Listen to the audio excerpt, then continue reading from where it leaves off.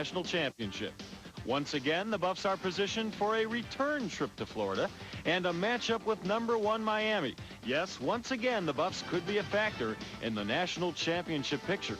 This game right here gives us an opportunity to do a very, very significant thing, something that we had our hearts and minds set on from the very beginning, and that's repeating as Big 8 champions. Today, the Buffaloes are in Ames, Iowa, going against a group of upset-minded Cyclones. And why shouldn't Iowa State think upset? Only near miracles have helped the Buffs to their past 2 victories, and no one knows when or if the miracles will run out. The Big 8 championship is at stake today, so sit back. It's Colorado and Iowa State next.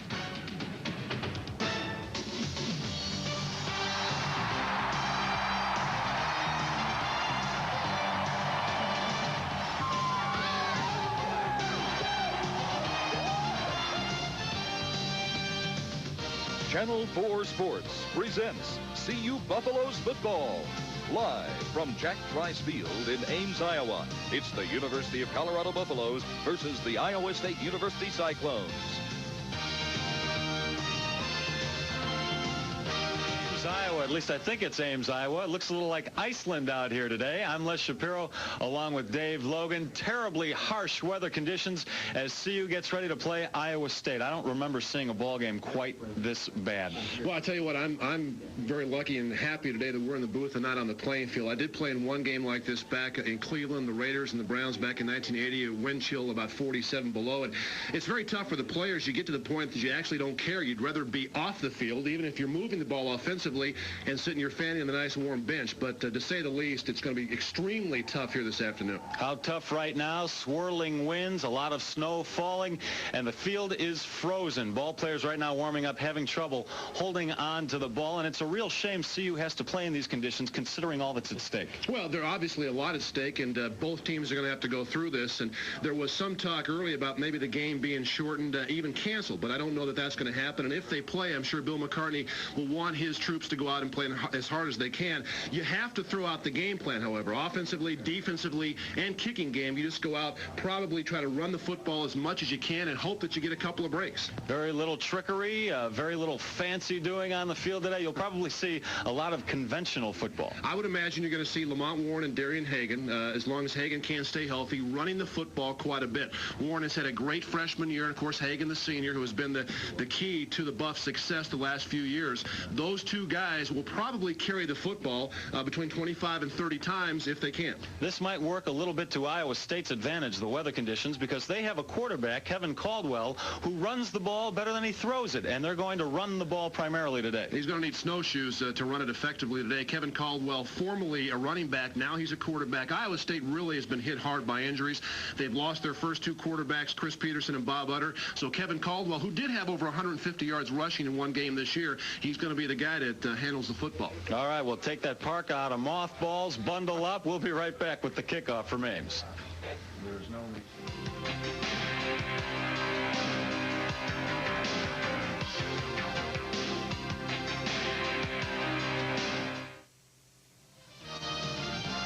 Today's game is brought to you in part. It is. We're a few minutes from kickoff. CU and Iowa State. CU comes into the ball game with a 7-2-1 overall record. In conference, the Buffs are 5-0-1. They have played 21 straight conference games without a loss. The last loss in conference came back in 1988. The Iowa State Cyclones, and we understand now why they are nicknamed the Cyclones, have a 3-6-1 record coming in. In conference, they are in 6th place with a 1-4-1 record. Dave, I know a few minutes ago you talked about playing in these conditions at one time in the pros. What do you have to do on the field to stay warm? Well, it's virtually impossible to stay warm, and what you have to try to do is block it out as much as you possibly can. And in conditions like these, it's impossible to do. We're talking about, I think, the second worst condition in terms of playing conditions that I've ever seen. The wind is swirling. It's very, very cold. Wind chill, as you said, about 30 below. we'll have about 100 people watching the game, at least here in Ames, Iowa. You just try to maintain your footing. You try to stay off the field as much as you possibly can, and you try to get to that bench whenever your time comes. CU comes into the game ranked 15th in the nation, according to Associated Press. It is the 46th straight week the Buffs are in the poll, and that is a school record. A win assures CU of its third straight conference title, possibly co-champion this year. Of course, we need to see what happens when Nebraska tees it up against Oklahoma on Friday, this coming Friday, the day after Thanksgiving. Weather conditions, we've been talking about them a lot. The temperature right now, 18 degrees. With the wind chill, it is negative 16 with a very strong wind coming out of the northwest at 25 to 33 miles an hour.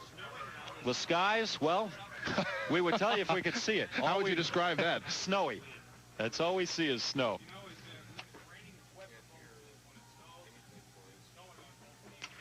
Iowa State University in the middle of the state. Ames, Iowa. Enrollment here about 25,000, the same as CU.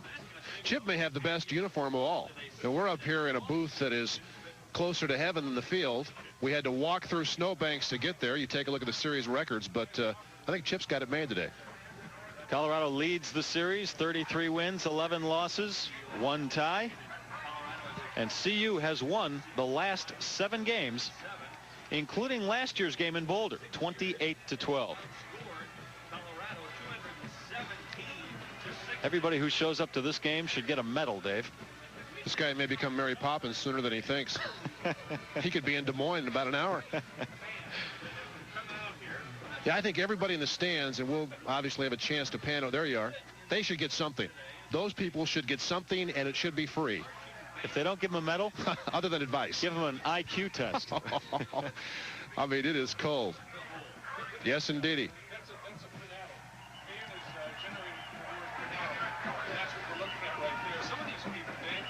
I really didn't think we were going to make it to our TV booth here. They roped off the upper part of the stands. They weren't going to allow anybody to sit up here. We tried to convince them that we were doing the game on TV. They hadn't shoveled anything, so we're walking in snow up to our knees. You're looking at the lower deck right now where the fans are sitting. The upper deck is covered with snow. If I don't close this window, so are we going to be. We're trying to leave the window open of the booth, and we're going to be wet when this thing is done. 13 CU seniors playing in their last regular season game. Of course, the Buffs already have a bowl in their pocket. They'll be going to either the Orange Bowl if they can win the Big 8 title, or they will go to the Blockbuster Bowl if they win and Nebraska also wins its game against Oklahoma, or if CU loses, it could end up in the Gator Bowl. You know, it's unfortunate because, as you mentioned earlier, there's a lot riding on the outcome of this game, and to play it in conditions such as these, it's really too bad for both teams. Iowa State, obviously, their season will come to an end after this football game. But Colorado, I'm sure, doesn't want to have their fortunes ride on 25 below zero temperatures, but that's the case this afternoon. Mitch Berger with gloves on, trying to make sure the ball stays on the tee. He'll be kicking off for CU.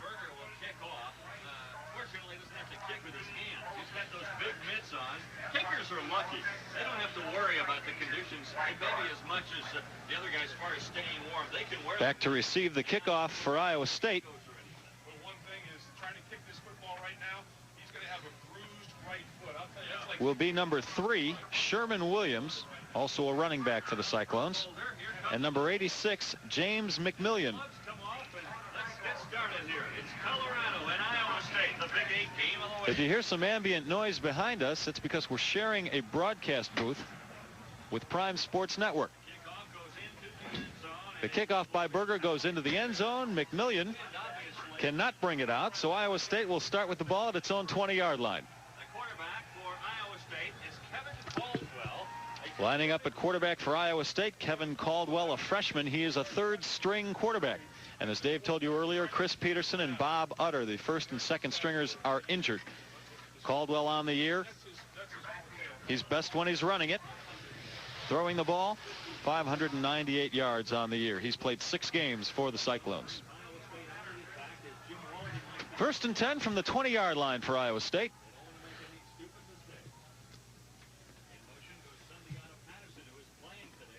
And I win the ball. The ball is caught by the tight end, Paul Schulte. Here are your backs and receivers for Iowa State. Jim Knott is the starting tailback.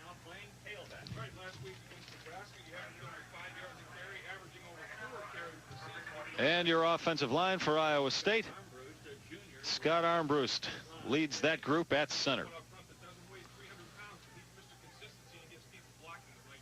A pickup of 9 yards on that pass play. Cyclones have the ball at their own 29. It's 2nd and 1. That's Sundiata Patterson running the ball, and it looks like he's picked up the first down. Leonard Renfro made the tackle. In fact, there you see the defensive line for the Buffs. Preseason All-American pick Joel Steed leads the way. The linebackers are Ronnie Woolfork and Chad Brown, Greg Beekert. That should be Greg Beekert along with Ted Johnson. And the DBs led by senior co-captain Greg Thomas. First down for Iowa State from its own 31. The pitch goes to Jim Knott. Dion Figures knocks him out of bounds. Well, he talked about both offenses having obvious problems trying to pitch the football. That time, pretty good pitch. And Iowa State is a team that does not have great speed on the offensive side of the ball, and therefore they're a team that likes to run straight ahead, but not made good yardage on the first down toss. It is very hard to get the footing, and you can see why. It's not just snow, it's hardened snow, almost ice down there right now. This wind and this snow has been blowing since early yesterday morning in Iowa. The pitch is fumbled, but fallen on by a Cyclone. Jim Knott was to receive the pitch. He fumbled the ball, fell on it himself.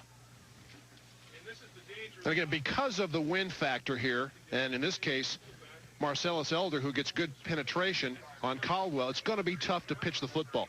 Teams in conditions like these are probably better off just running the ball straight ahead, limiting their offense because of the weather. And Iowa State's got a big offensive line. They average well over 300 pounds, and they're able to knock folks off the ball. At least they have from time to time this year. 3rd and 10. Kevin Caldwell playing with 2 bruised elbows he suffered last week against Nebraska. And he will hand it off this time. Pickup of about 5 yards. Joel Steed makes the tackle on Jim Knott. And Iowa State is in a punting situation with 4th and 6. And this is going to be the interesting part of the game, I think, for both teams. Kickoffs, punts, punt returns. We watched in practice.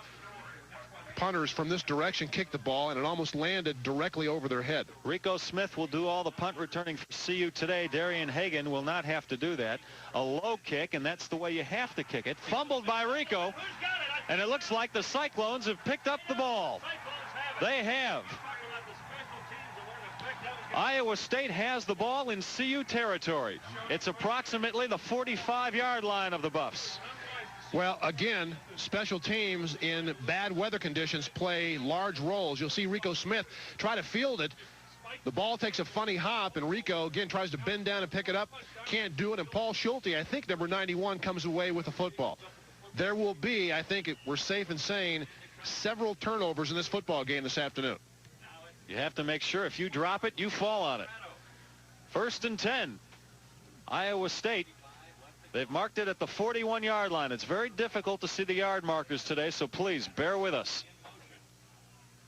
Caldwell is looking to go downfield. Dumps it off to Patterson.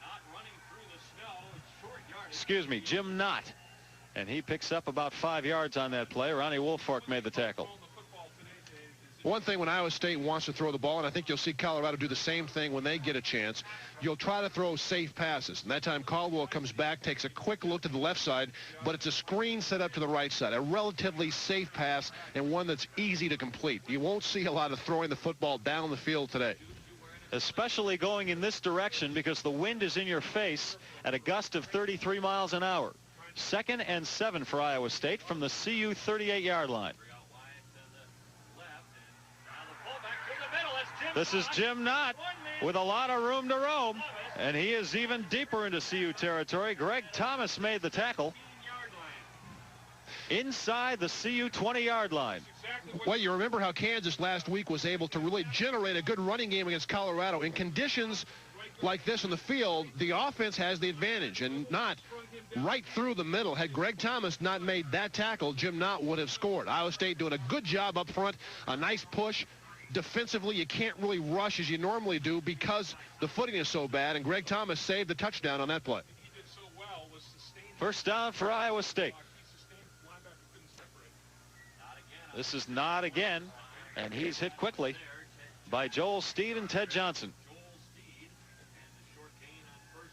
The reason you run so many draw plays, again, it's tough for the offensive line to really establish the line of scrimmage coming off very hard. In a draw play, the first thing they do is set up in a pass blocking technique. You allow the defensive lineman to come to you, then you simply shield him away from the ball carrier, get in his way. I would imagine you'll see both teams use that play a lot. We've already seen Iowa State run it several times. That should be 2nd down and 8 at the CU 21-yard line. The option, not again. Inside the 15-yard line. He is close to a first down. Deion Figures made the tackle.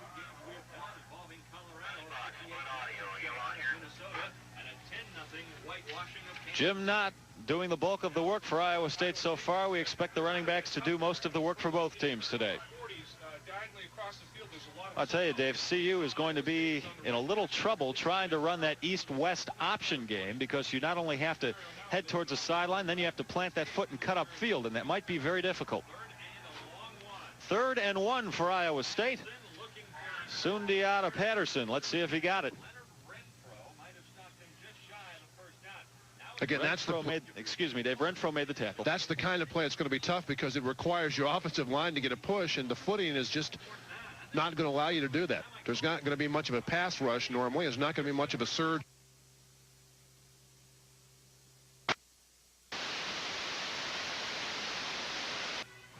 Walden's in the sunglasses on the right side of the screen. 52 years old, Jim Walden, in his 5th year here. I got one guy telling me we're hot.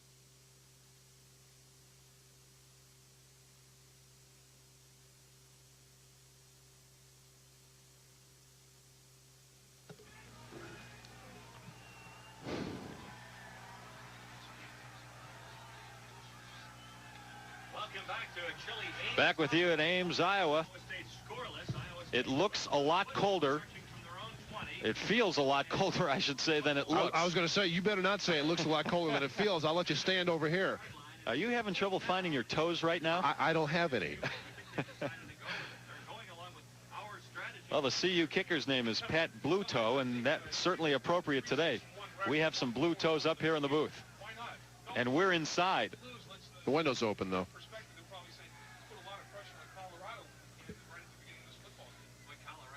9:50.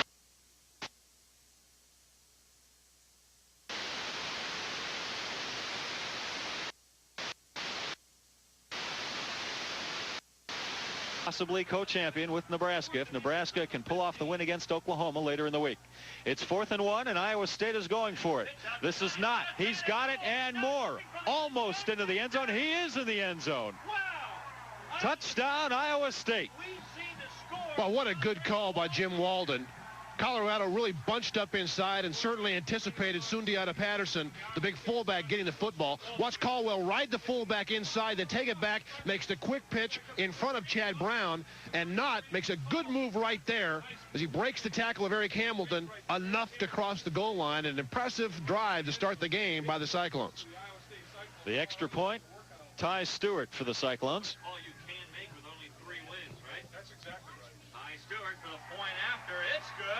And even the extra point is an adventure today, but Ty Stewart gets it through. And Iowa State with a 7-0 lead. We're going to take a break in Ames, Iowa. We'll be right back. Iowa, and Dave, if things aren't bizarre enough here with the weather conditions, the few fans that did show up for the game were doing the tomahawk chop a few minutes ago. No, trying to stay warm. I'll tell you, if it gets much colder, I think you and I are going to be doing that in the booth. Back to receive the kickoff for the Buffs, Chris Hudson and Charles Johnson. Kicking off will be Ty Stewart. A boomerang kick Almost dropped by the Buffs. Can you call a fair catch on a kickoff? Sure. Absolutely. That's a great play. The ball was well up into the wind, and smart play by the Buffs and able to hang on to the football. So Darian Hagan has his first opportunity now to test the elements. Buffs with the ball at approximately the 37-yard line. Darian Hagan, the senior, his regular season finale for the University of Colorado. He is very close to setting a couple more CU records. All-time passing yardage and all-time number of touchdown passes. It's going to be very difficult to get those records today, however. On the option, Hagan tries to turn it upfield himself. Gets it to about the line of scrimmage, actually, the 30-yard line. Dan Milner made the tackle. Here are your backs and receivers for CU. Lamont Warren, we expect a lot of work out of the freshman tailback today. He is only 7 yards away from setting the CU freshman record for rushing yardage. And the offensive line, of course, led by co-captain Jay Lewinberg at center. 2nd and 7. Once again, I need to tell you, we are guessing on the yardage on most of these plays because you cannot see the yard markers. Hagan again has some room. Rubbed out of bounds at about the 42, 43-yard line. Lester Ridley, the tackle. The Iowa State defense looks like this. Defensive line led by Matt Rayberg. He's the senior out of Omaha. The linebackers led by Dan Milner, their leading tackler, with almost 11 a game. He had 16 tackles against Nebraska last week. And their defensive backs, Harding Armstrong, Dubrava, the junior, and Sean Walker. First down for the Buffs. This is Warren. Gets a yard, maybe 2. Brought down by Troy Peterson. And Colorado trying to come out and run the draw the way Iowa State did on their first drive. You've seen Darian Hagan the first couple of plays run the option and exercise great patience. I think you'll see that for most of the game. There won't be the quick cuts, the stop-and-go running style that Hagan has implemented in his 4 years. You're going to have to stretch that option out and run downhill and run in one direction. Warren picked up 2 yards on that play as some of the Buffs try to keep warm. It's 2nd and 8. Hagan again. Keeps it, but brought down quickly by Milner. You could see Darian had a lot of trouble finding his feet there. Well, that's what I'm talking about. It's really impossible to make a quick move, a move that will allow you to pull away from the grasp of a tackler. And Milner, the 6'1", 230-pound junior linebacker, just slides down the defensive line of scrimmage and is right there to greet Darian Hagan. It'll be 3rd and 8 for the Buffs. We're under the 8-minute mark in the first quarter. Iowa State got on the board quickly and leads this game 7-0.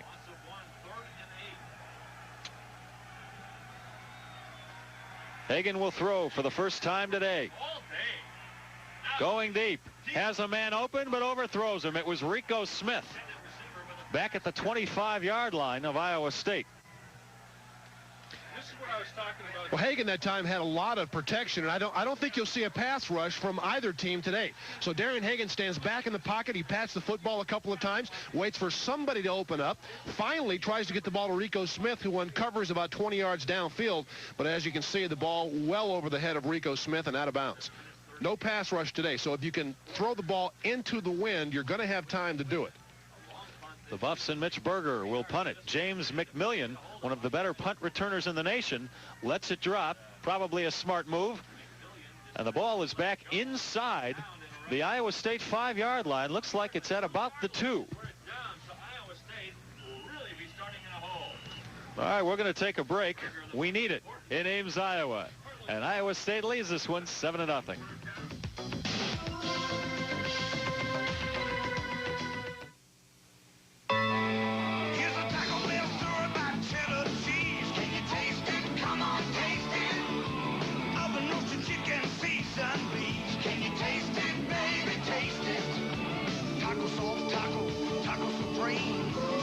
Some milk, you know what I mean. 59,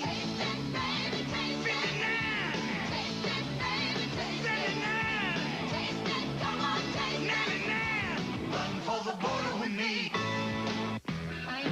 Your Dodge dealer has a special factory shipment of Dakota 4x4 club cabs in stock now. With our powerful new Magnum V8, these trucks have more power, more towing, and more payload than any Ford, Chevy, or import compact 4x4 club cab. But hurry. With $750 cash back, our selection of Dakota Club cabs won't last long. See your local Dodge dealer today. Rediscover American value. Between you and me, this is my best value at 22 grand. The price of today's automobile is higher than ever before. I can get you into a 48-month payment plan. No problem. The terms of financing are longer than ever before. Let's go into my office. That's why regular oil and lubrication maintenance every 90 days at Grease Monkey is more important than ever before. 21.5. What do you say? Grease Monkey, extending the life of your car. We could go 60 months on the payment. We are back in Ames, Iowa, where Iowa State is starting with the ball on its own 2-yard line, first down. And Sundiata Patterson with a nice pickup up the middle. About 7 yards on that play. We've talked about all the things that the problems the weather presents. For a defense, harder to tackle because you have nothing to grab hold of. Your hands, you've got gloves. You've got to tackle with the shoulder, cross body block at times, and it's much easier to break tackles in conditions like this. 2nd and 3 for Iowa State. Both lines jump. Let's see what the call is. Well, somebody moved, but Colorado State already made contact coming across the line of scrimmage. The call is offsides against CU, so it'll be 5 yards marked off and an automatic first down for Iowa State because they only needed 3 for the first down. You see Caldwell drawing Colorado across the line, did a nice job changing the snap cadence. CU defense, ranked 12th best in the nation, has given up a little under 14 points a game, 13.6 to be exact. First down for Iowa State.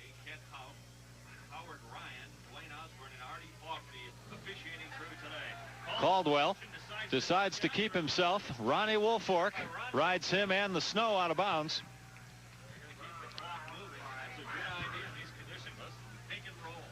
Really is. And this is something that Iowa State will do quite often. Kevin Caldwell, as we told you, a running back playing quarterback, has excellent speed. The play action fake moves Colorado inside a little bit, but I think this is a play that Caldwell right from the get-go said, hey, if I have any crack out there, I'm going to run.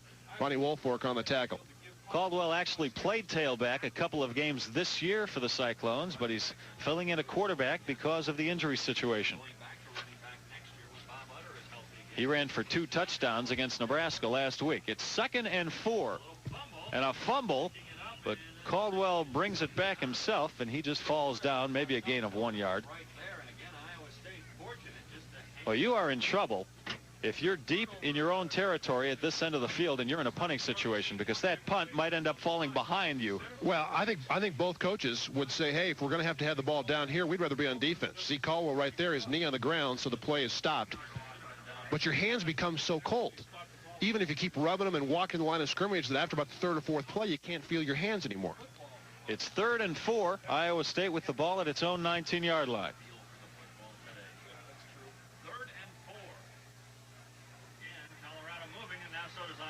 A lot of movement on the line again.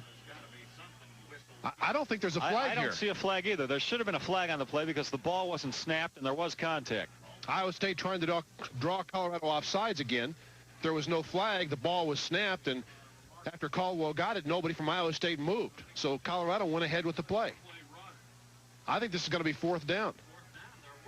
You're absolutely right. There was contact on the line before the ball was snapped. No flags, however. A timeout on the field. The referee is calling an official timeout. And all 243 fans here are booing. Are there that many? I think there's a couple hundred. I think you're including the marching band in that total. It's 4th and 4. Iowa State will punt the ball from its own 19. Rico Smith will attempt to field it, and I say attempt because before the game started, it was very difficult, the kicking situation. Caldwell fumbles it, picks it up himself, and the Buffs will take over inside the Iowa State 10-yard line. John Schnorr, the punter, could not hold on to the snap. Well, and this just goes to show you really how tough it is out here. Schnorr had him hit. The ball hits him. It's a perfect snap. Ball hits him right in the hands and goes directly through him. And thus Iowa State turns the football over. Julian Hayward right there for the tackle, and Colorado has a great opportunity here. Dave, I'm not so sure you should be wearing gloves out there at that point. Maybe keep the gloves on the sideline, then come out without the gloves. I don't think it matters, to tell you the truth. You can wear anything you want to or nothing. CU with the ball at the Iowa State 7-yard line. Lamont Warren immediately goes down. Nobody hit him. He just slipped. See, Warren's got his hands in that little compartment that's tied around your waist. You can keep your hands in there as long as you want to, but once you bring them out, the football, when it's this cold, becomes incredibly slick to handle. It's almost like they grease the thing. You can have it in your hands and start to run, all of a sudden it disappears. No gain on that play, so it's 2nd and goal from the 7. Under 4 minutes to go in the first quarter. Hagan himself, and might have gotten back to the line of scrimmage. I think Darian Hagan, Dave, you tell me if you see it this way also. Darian has basically said, I'm not going to pitch it. I don't even want to hand it off. I'm going to do most of the running today, and that way we won't lose the ball. I think that play really is called from the sideline, and Hagan rides the fullback, but you're right, this is a keeper all the way. You see James Hill looks up the defensive end to block, and on a playing field like this, it takes Darian Hagan's expertise away. You can't cut back. You can't make people miss. You can't truly get involved in the option game. No gain on the last 2 plays, so it's 3rd and goal from the 7. Hagan throwing the ball, a corner out. Westbrook almost had the ball. He had the defender beat, but couldn't hold on.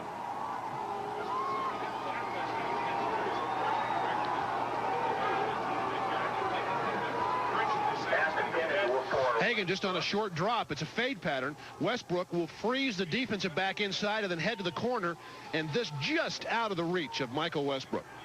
Pat Bluto is kicking the field goals today for CU. Jim Harper is back home, basically, in competition kicking this week. Bluto outplayed Jim Harper. Bluto has kicked 1 field goal in his CU career, and this one is good. So the Buffs are on the board. Their first 3 points of the day. Iowa State leads it 7-3 with 3:16 to go in the first quarter. Pat Bluto, who has played in just 3 games in the last 3 years. He is a junior out of Anaheim.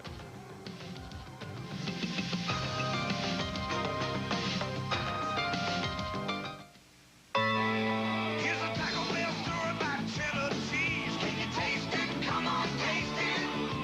Oven roasted chicken, seasoned beef. Can you taste it, baby? Taste it.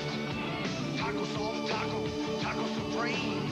Chicken mix and milk, you know what I mean. Taste it, baby, taste 59. Taste it, baby, taste 79. Taste it, come on, taste 99. Run for the border with me. For years, you've depended on State Farm to insure your home. Daddy! But did you know you can also depend on us to provide financial security for those you love?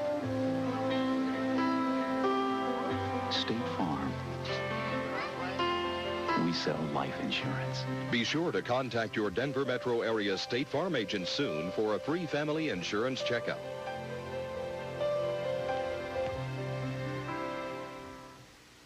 If you head for the high country this winter, you might like to know that Nissan Pathfinder not only has the best resale value of any sport utility vehicle, it also has optional 4-wheel drive and optional 31-inch radials to help you get up here. Getting down is up to you. Pathfinder. Buy one for all its value. Drive one for all it's worth. Buy a Pathfinder now and get 2 free days of skiing for 2 at Steamboat. Back in Ames, Iowa, take a look at the CU sideline. We tell you who these people are, but we don't know ourselves. Oh, you know that. Look at that walk. That's Bill McCartney. He's usually the one pacing the sideline. A wind chill of 19 below 0 at the start of this game. CU just kicked the field goal and is kicking off, and the ball is down in the end zone by Iowa State, so it'll come out to the 20. We have 3:16 to go in the first quarter. The Buffs are down 7-3. So far, a pretty good job by that man, Kevin Caldwell, playing quarterback. Iowa State has 60 yards of total offense. Colorado with 17. Cyclones lead at 7-3, and there's what I'm talking about right there. Everybody's interested immensely and getting to that burner. I saw a guy one time watching action, putting his foot up there and caught his socks on fire. The Iowa State offense averages 14 points a game. Right now the ball 1st and 10 from their own 20. Caldwell keeps it, gets a couple of yards. Marcellus Elder and Greg Biekert are there to make the stop. Tackle on the play by Biekert.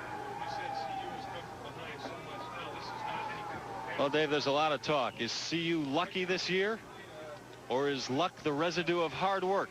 Oh, I think a little bit of both. I think whenever you have a good team, you have to be a little bit lucky. You've got to be lucky not to have a lot of injuries, lucky to make big plays to win games toward the end of contest, and they certainly have been. 2nd and 9 for Iowa State. We'll get back to that thought in a second. Caldwell wants to throw. Up the middle, complete. And a first down for Iowa State. Greg Thomas made the tackle on the receiver, Lamont Hill, and that is his 20th catch of the year. Well, I tell you, another man that used to play tailback, Dave. This is an impressive throw and catch. Caldwell, just a straight drop back. Hill will come from the right side of your screen. Greg Biekert gets a hand on him right there, but doesn't disrupt the pattern. That's an excellent catch in weather conditions like this. You played receiver in college and the pros. How difficult is it on a day like today to catch one of those stinging spirals? Well, unlike when conditions are normal, you try to catch the ball into your body. You don't want to catch it with your hands. Let the ball get to your body and then just firmly grasp it. And that time Hill did a terrific job. Iowa State with a first down at its own 40-yard line. Jim Knott will run it, but not very far. Might have a yard on the play. Talking about luck, I think every team that goes through a season, that's Mike Berry talking to his offensive lineman, and has success has to be a little bit lucky. I mean, Miami, as good as they've been this year, and Florida State last week. Florida State unlucky because the kicking game fails them. Miami has to figure a 34-yard field goal is going to beat them in the biggest game of the year, and he pushes it wide right. It's got to be a little bit lucky. 2nd and 9 for Iowa State from its own 41. Another pass to Lamont Hill, and again complete for another first down. At midfield, Iowa State now.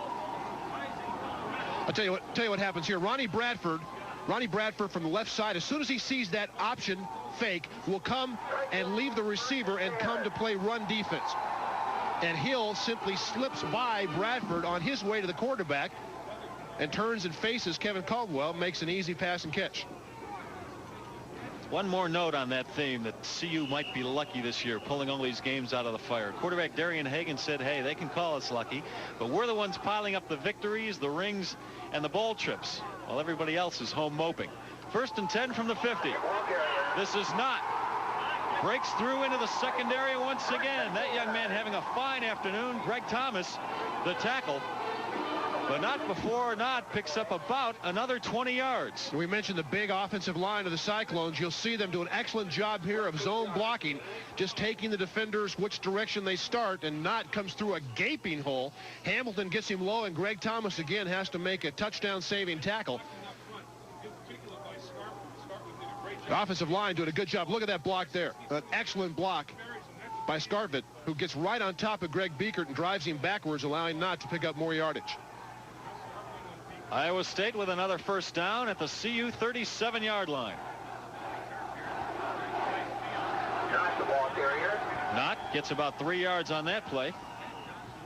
Clock winding down. We're close to the end of the first quarter. Less than 40 seconds to go now. Iowa State leading it 7-3. And again, the offensive line really has the advantage here. As a defender, it's tough to get off the block unless you have good footing. So once an offensive lineman gets into you, you can't get rid of him as quickly as you normally would. And thus, Iowa State's done an excellent job. 10 carries for 60 yards for Knott. And by the way, throwing the ball, Caldwell is 4 of 4 for 41 yards. So the Cyclones have been near perfect here in the first quarter. And most incredible, he's been throwing the ball against the wind, a gusting wind of more than 30 miles an hour. Final play of the first quarter. Caldwell, the screen to Knott. And Greg Biekert makes the tackle. Boy, Biekert coming off a great game. We'll tell you about it as soon as we come back in Ames, Iowa. That's the end of the first quarter. Iowa State leads it 7-3.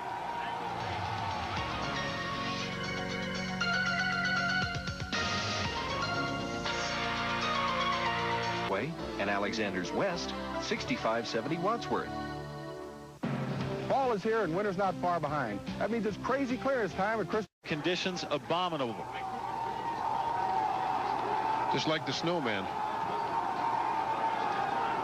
We're starting the second quarter. Iowa State with a 7-3 lead. And the ball on the CU 29-yard line.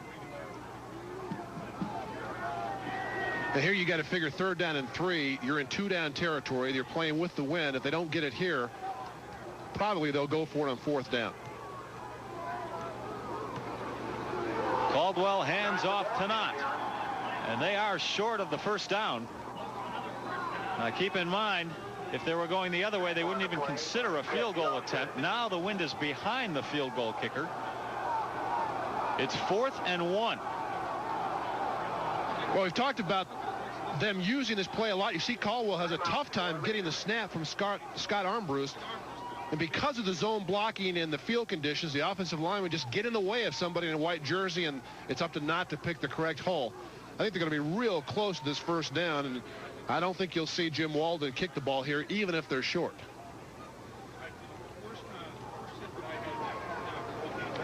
They are about a yard short of the 1st down.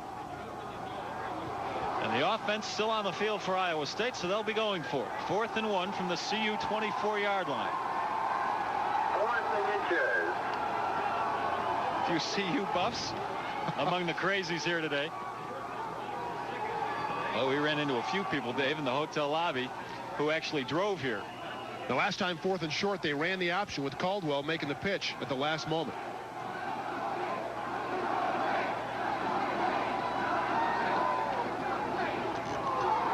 The give to Patterson. He fumbles the ball, and CU has it.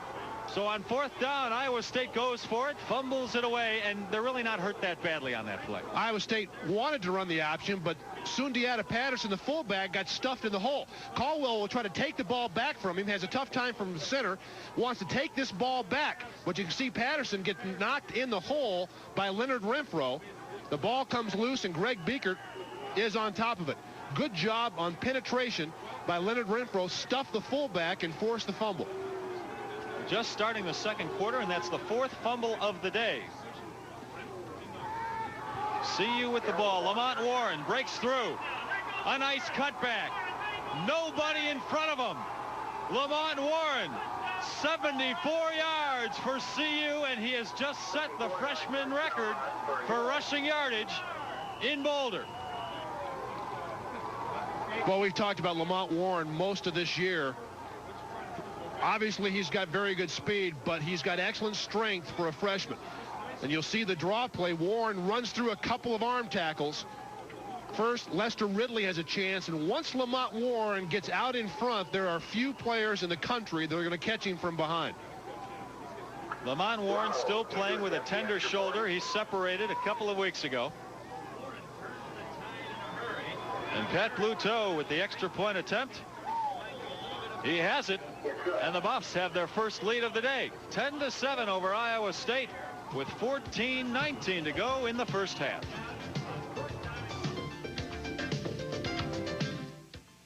What's this 59 anytime? 59 anytime. It's breakfast, lunch, dinner, and snack time too. Well, it's your time, my time, and anytime we go. Time out. No, never. Is this one of those limited time times? No way.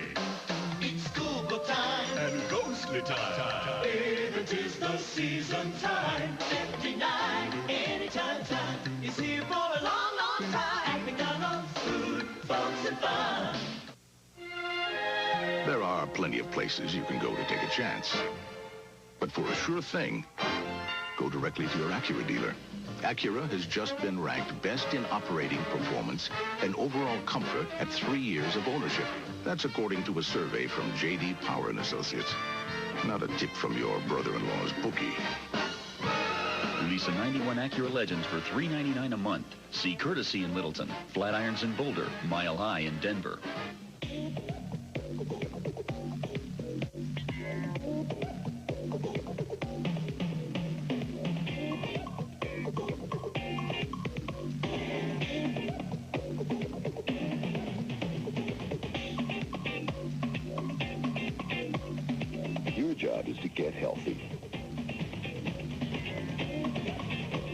ComforCare's job is to make sure you stay that way. Join the ComforCare health plan and live well. CU and Lamont Warren just put 7 points on the board. Warren last week against Kansas on a snow-blanketed field ran for 94 yards. And Dave, he looks like the only guy who's able to run on the stuff today, too. Well, I tell you what, he took off on that ISO draw and got into the secondary. And again, with such great speed, we talked about him last week. He runs under control, and he's still running quickly. Lamont Warren has been a terrific player in his freshman year at Colorado. Mitch Berger kicking off. That ball hanging in the air because of the wind. And Iowa State fields it and just falls down. Take a look at the 30-yard line. Take a look at the touchdown, Les. James Hill will lead Lamont Warren up, get an excellent block of the linebacker, and Leuenberg seals to the right side. Warren makes a good cut back. Most great backs have excellent vision, and from 7 or 8 yards behind the quarterback, you can let things open up for you. Warren with a nice cutback, and again, nobody will catch him, at least not many, in the next 3 years from behind. Lamont Warren, the freshman out of Englewood, California. That puts him over the 700-yard mark for rushing this year. Iowa State starts with the ball at its own 31-yard line. Kevin Caldwell still the quarterback. The pass to Nod, who makes a nice catch, gains about 5 yards after the catch, close to the first down.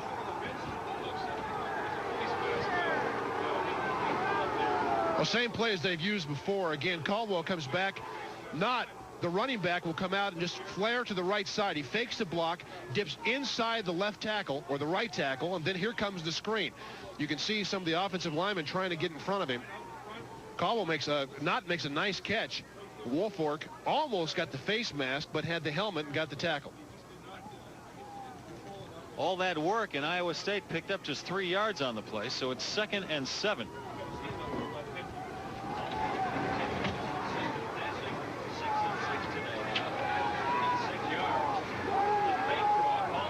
Caldwell trudging through the snow, throws off balance complete. Well, considering the conditions, that was a wonderful play. The pass caught by Chris Spencer, the split end.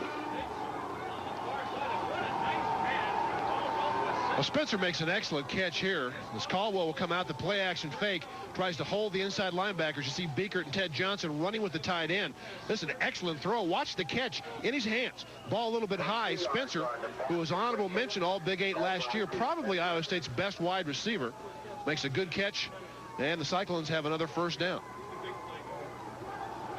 Spencer was honorable mention all Big 8 last year. First down for Iowa State. The ball on the CU 42. Patterson, the ball carrier. Sundiata Patterson gets a couple of yards. Greg Beekert made the tackle. Last week, Beekert had 22 tackles against Kansas. Earlier in the year, he had a game of 21 tackles against Baylor. He is averaging a little better than 12 tackles a game, and that leads this team. And the entire linebacking core of the Buffs this year back next year. Woolfolk, Beekert, Ted Johnson, and Chad Brown. 2nd and 8 for Iowa State at the CU 40. Caldwell will run it, but not very far. Picks up about 3 yards. Leonard Renfro catches him from behind. One of the difficulties when you convert a running back to quarterback, although he was recruited as a quarterback, they have a tendency, once they go back in the pocket, to want to escape when the first receiver or pattern breaks down. When somebody doesn't open up right away, they want to get out of there. And you can take a look, and we have one cameraman up there. He's the only one in the whole South Stands. Yeah. Stay warm, my friend. 3rd and 3. Caldwell, a good rush. Ronnie Woolfolk with the sack. And that is sack number 11 and a half for Woolfolk. He leads the team in that category. Well, once too often on this drive, the same kind of play. You see the play action fake, and Caldwell wants to roll to his left. Woolfolk, coming on the blitz, runs right into the play. And Ronnie Woolfolk has had an excellent season at the outside linebacking spot. Play action fake. You see Woolfolk's not buying that. He's on the blitz. And nobody blocks him except Kevin Caldwell. Iowa State will punt the ball. John Schnorr will do it. And Rico Smith is back to receive it. Schnorr with the wind behind him now.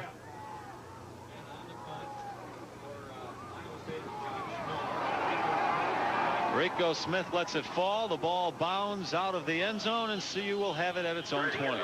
We've got 10:46 to go in the second quarter. CU with a 10-7 lead. We'll take a break. If they were really smart, they wouldn't have come to the game at all. Oh, boy. Die-hard fans. 10:46 to go in the first half. CU with the ball at its own 20 and a lead of 10-7. Darian Hagan keeps it and gets approximately 6 yards on the play. Malcolm Goodwin the stop. And fumbles after he was down. Iowa State defensively has had all sorts of problems this year stopping the run. They gave up 353 yards when they played Nebraska this year. There's where we are. We can wave. And you see a full booth. If it looks like there are too many of us, we're sharing the booth with the folks from Prime Sports Network, Dave Armstrong and Dave Lapham. They told us there was one enclosed booth. We all chose to take the chance that we would listen to each other on each other's microphones. That pass incomplete from Hagan. He is hit as he's throwing it. That goes to show you how tough it is to throw against the wind here. Hagan had Michael Westbrook wide open. You'll see him get the football up in the air right before he's hit. Look at that thing. Hunters would have a field day with that. And that's not Hagan throwing. That's the wind blowing. It's 3rd and 5 for the Buffs. If you told him in Locke High School that he'd wind up his career in Ames, Iowa as 30 below, I'm not sure he'd have been a Buffalo. Hagan, this time the pass is tipped. Brings up 4th down, and CU will have to punt the ball. How would you like to be the recruiting coordinator for Iowa State and bring in some of your prized recruits on this weekend? Well, you keep them right in the hotel and give them lots of hot chocolate, I can tell you that. Hagan, the drop back pass, this is tipped right at the line of scrimmage. An excellent job getting a right hand on. I think it may have been Malcolm Goodwin, the inside linebacker, who got his hand up in the air. Probably sorry he did now. Mitch Berger will be punting to James McMillian. McMillian averages 14.8 yards a kick return. However, he won't get a chance to return that one. Yeah, I think Mitch almost missed that ball. He let it go out of his hands and the wind took it. If we take a look at it, much the same as at Soldiers Field a couple of years ago, the wind took the football when Berger dropped it, and he almost missed it with his right foot.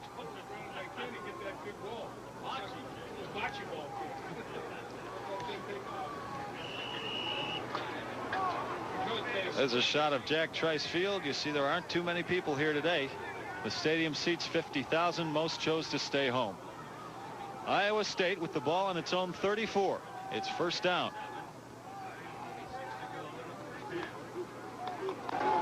Caldwell has had some success throwing, and that time that is successful also at midfield.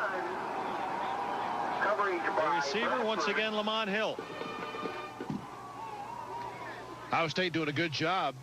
An underneath receiver holds the linebackers close to the line of scrimmage, and then Lamont Hill will come in on the in pattern and get right between the linebackers. Watch Greg Beaker engage the tight end. That keeps him up further away from this crossing route right there. Lamont Hill on an in pattern in front of Ronnie Bradford and before Greg Thomas can get to him. Well thrown football. Another 1st down for Iowa State at the CU 49-yard line. This goes to the first man through, Sundiata Patterson. He gets it down to the 45, a gain of about 4. Leonard Renfro the tackle.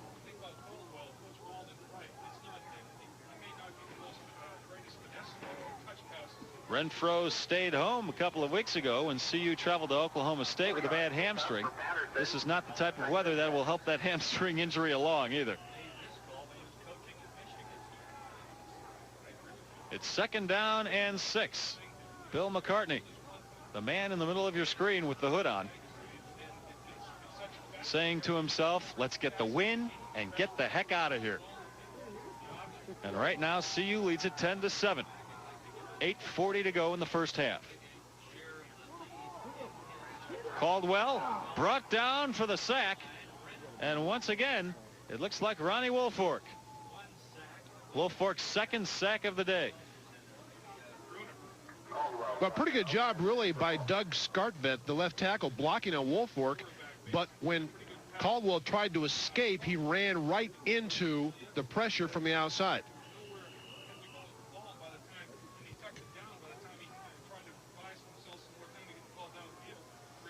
So Skartweed on the block, I don't think you can fault him, but his man will get credit for the sack. I like that hit. We should have gotten a hold of a couple of those before we came out here. I like to put them on my feet. 3rd and 10 for Iowa State. Still at the CU 49-yard line. Sundiata Patterson into the backfield. A first down for Iowa State. Greg Thomas rides him out. But not before Patterson picks up approximately 14 yards on the play. Sundiata Patterson is a 2-year starter at fullback. He's been banged up this year. You'll see him right there. Woolfolk has the quarterback, and nobody has Patterson until Greg Thomas, again from his free safety spot, meets him head on. Patterson with an excellent run, and Iowa State is doing a good job up front. We've talked a lot about their offensive line, a big, strong offensive line that so far been able to establish the line of scrimmage even in conditions such as these. Patterson playing with bruised ribs, although the cold today is probably numbing them, and he doesn't feel them. Caldwell going deep, has a man open. Incomplete, broken up by Ronnie Bradford.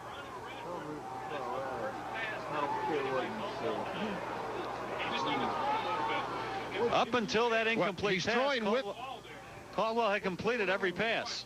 He's throwing with the wind, and you can see the ball hangs up in the air a little bit. Chris Spencer is there, and Ronnie Bradford catches up while the ball is in the air. You never know how much loft to give the football when the wind's blowing like this. 2nd and 10 for Iowa State. Caldwell, by the way, 8 of 9 so far. That was his first incompletion. He's got 68 yards of passing. Caldwell keeps it. And Greg Thomas, along with Ronnie Bradford, bring him down. But not before Caldwell picked up, very possibly, another first down. He got about 10 yards on that play. Kevin Caldwell makes a nice run here. He does one thing wrong. The good ball fake, watch him freeze Woolfolk right there. Now cut upfield. He's cutting all the way back, and he gets into trouble. When you run back to the weak side after you break the line of scrimmage, you've got guys who are going to be chasing you. And instead of picking up 15 to 20 yards, he gets about 10. But a nice play and a good ball fake on the outside. They're going to measure to see exactly how many yards he got.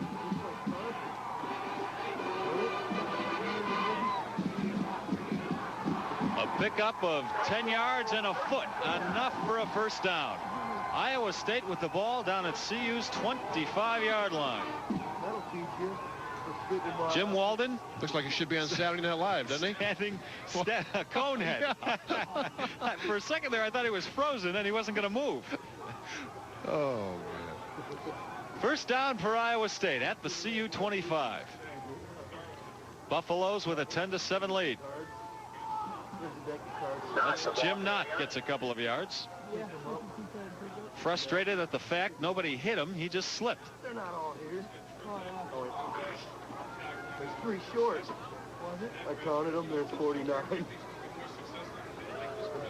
Bobby's good.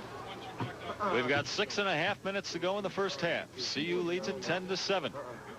Trying to maintain its spot at the top of the Big 8 standings along with Nebraska. The regular season finale.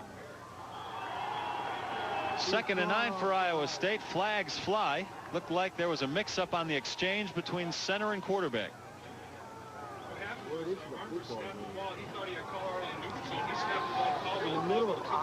That's a play between the quarterback and the center. As soon as the center, Armbruster, feels pressure in the neutral zone, he will snap the football. And you can see right there, well, Joel Steed actually comes across and hits him on the shoulder pads, but the center, it's up to him, even if there is no contact. When you get somebody in the neutral zone, you snap the ball, and thus Iowa State picks up 5 free yards.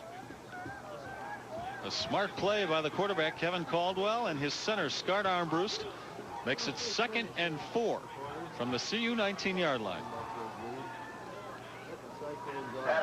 This is Sundiata Patterson, gets a yard, maybe 2.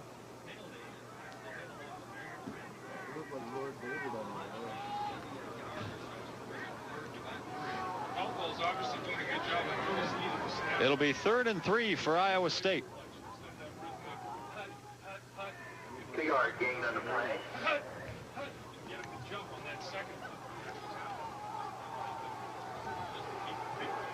Iowa State from the CU 18.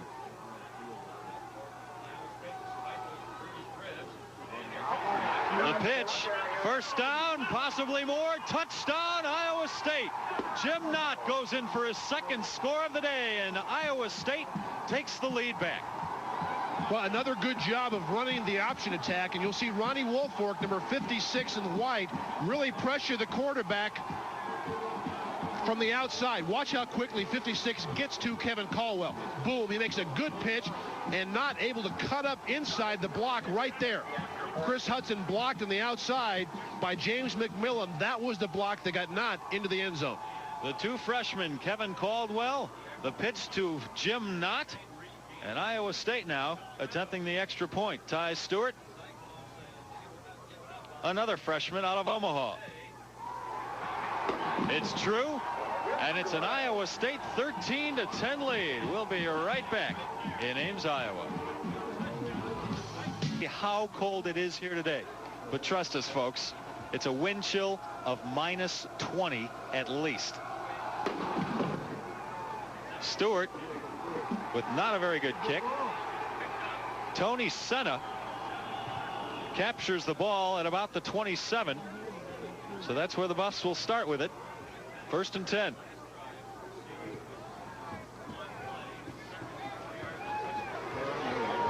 Total yards on the day, Iowa State doing a better job than Colorado. Amazingly, with the wind swirling around Jack Trice Stadium, Caldwell, the quarterback, has completed 8 of 9 passes, and Darian Hagan just the opposite. No completions today. This is Lamont Warren, brought down quickly by Larry Radigan. Colorado trying to run the same play that Warren took for the touchdown, and when he brought it back to the weak side, Radigan was unblocked. Lamont Warren tried to bend it all the way back to the sideline. He'll come right to left. The lead with James Hill. Lamont sees the soft side, the seam, tries to bring it back, but Radigan's unblocked and just waiting in the hole for the freshman. By the way, this Iowa State defense playing without one of its leaders. Andrew Buggs is starting cornerback. The leading interceptor on this team is out with a separated shoulder. Right now, CU with a 2nd and 13 from its own 26. This is James Hill, his first carry on the day. He gets it across the 30-yard line. Gain of about 6. Lester Ridley, the tackle. Of course, Bill McCartney said before the game it was going to be very important to do a good job on 1st down. That play is an indication as to why Hill picks up about 7 yards, but you're still 3rd and 7 or 8, which is tough for option attack football because you've got so many things that can happen on the defense, and more times than not, 3rd and 7 or 8 are passing downs. 3rd and 6 for CU. Contact on the line. Look at her nose guard. He lines up like Bill Caldwell. Get his money's worth. He didn't even score it. Well, Colorado's jumped off a couple of times. Now Iowa State reciprocates. Jay Lewinberg there feels the brunt of Matt Rehberg. If you hear a disparity in the yardage, we tell you. For instance, Dave just said it was 3rd and about 8, and I told you it was 3rd and 6. It's because we just we're don't like guessing. each other. We don't communicate very well. No, the scoreboard is unsure of what's going on down there also, and we're having trouble seeing the yard markers. So please, again, bear with us. Flag on the field. I think Colorado may have jumped this time. 5 forward, 5 backward. So a 3rd and 1 turns into a 3rd and 6 situation for the Buffs. We've got 3:32 to go in the 2nd quarter. The Buffs down 14-10.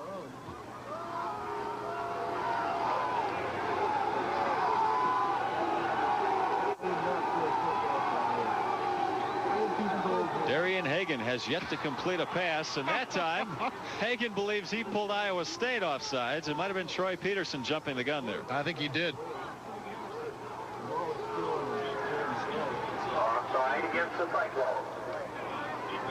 Yeah, Chip thinks it's funny, but he's in that big Buffalo costume. Why do you think he's smiling? He's warm.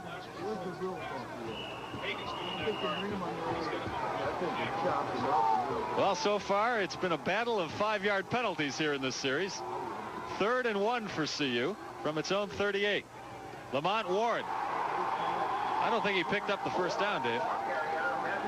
What an excellent job by the Cyclone defense. Got penetration, the power eye. Dan Watkins was there.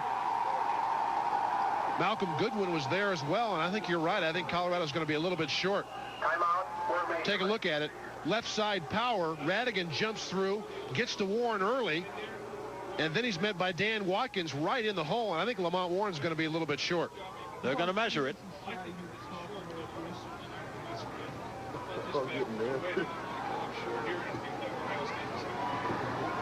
.252 to go, first half. And the Buffs are about a foot short of the first down. The offensive unit's still on the field. Let's see what Coach McCartney calls for here. Under normal conditions, you'd probably punt the ball without a doubt. But here, because of the footing, hard to get footing defensively, and more times than not, you're a catcher. You catch blocks, you catch backs. McCartney may feel like he can get 1 yard here, or he may try to draw him off sides, which they were able to do the last couple of times.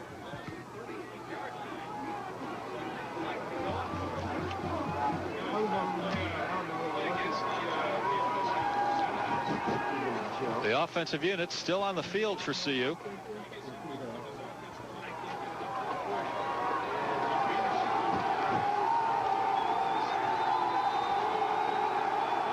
Darian Hagan at quarterback, 3 running backs behind him. The more blocking, the better.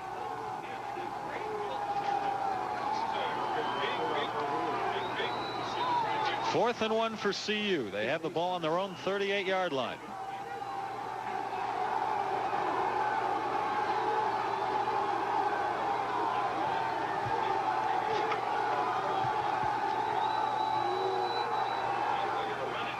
This is Lamont Warren, and he is stopped short of the first down. So Iowa State stops CU and will take over the ball in CU territory at the 38-yard line. Well, I'll tell you what, a great play by Goodwin and Radigan. You'll see James Hill, the fullback, got stuffed in the hole. Here comes Radigan over the top, and Goodwin is there as well. Radigan, number 46, meets Lamont Warren behind the line of scrimmage, and thus the gamble fails for Bill McCartney. Iowa State, with the stunt 4-3 defense, is able really, from time to time, to throw off a young CU line, and that time got into the gap, and Radigan was unblocked. So the Cyclones with the ball at the CU 38-yard line. The pitch to Knott. Inside the 35, gain of about 4. Chad Brown the stop. He's run out of bounds by. Boy, Jim Walden's thinking now, hey, if we can knock this thing in the last couple of minutes, we can take advantage of the gamble by that man right there, Bill McCartney. You don't want to have to settle for a field goal. If you can knock it in and go ahead 21-10 at intermission, feel like you've got a chance. Right now it's Iowa State 14-10. We are under the 2-minute mark in the first half.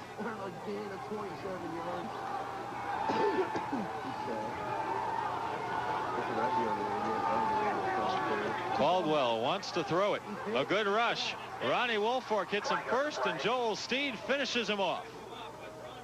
Joel Steed with his 3rd sack of the year.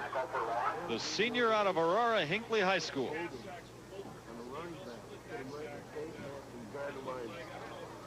There is a flag on the field. This is probably going to be holding, I would guess, by Iowa State. Holding indicated against the Cyclones. Take a look at it. Joel Steed at nose, double team there, and I think that's where the hold comes. You see Steed grabbed by the left shoulder pad. That's Lance Keller, number 75, trying to get outside and protect the quarterback, but he couldn't. 1:46 to go in the first half. There's a good look at Joel Steed, a Black Studies major in Boulder.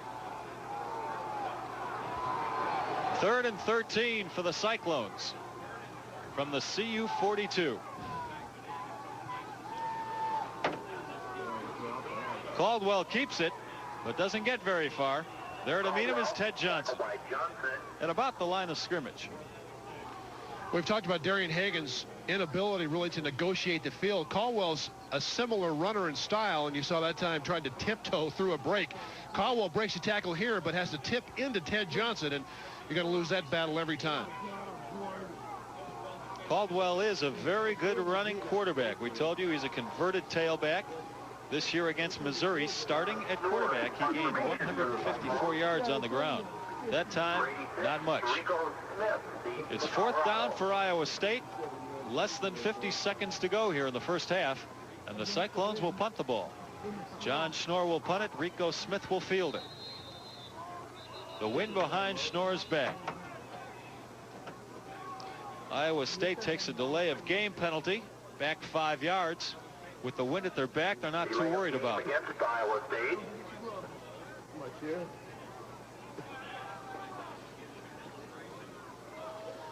The fans came disguised as empty seats today.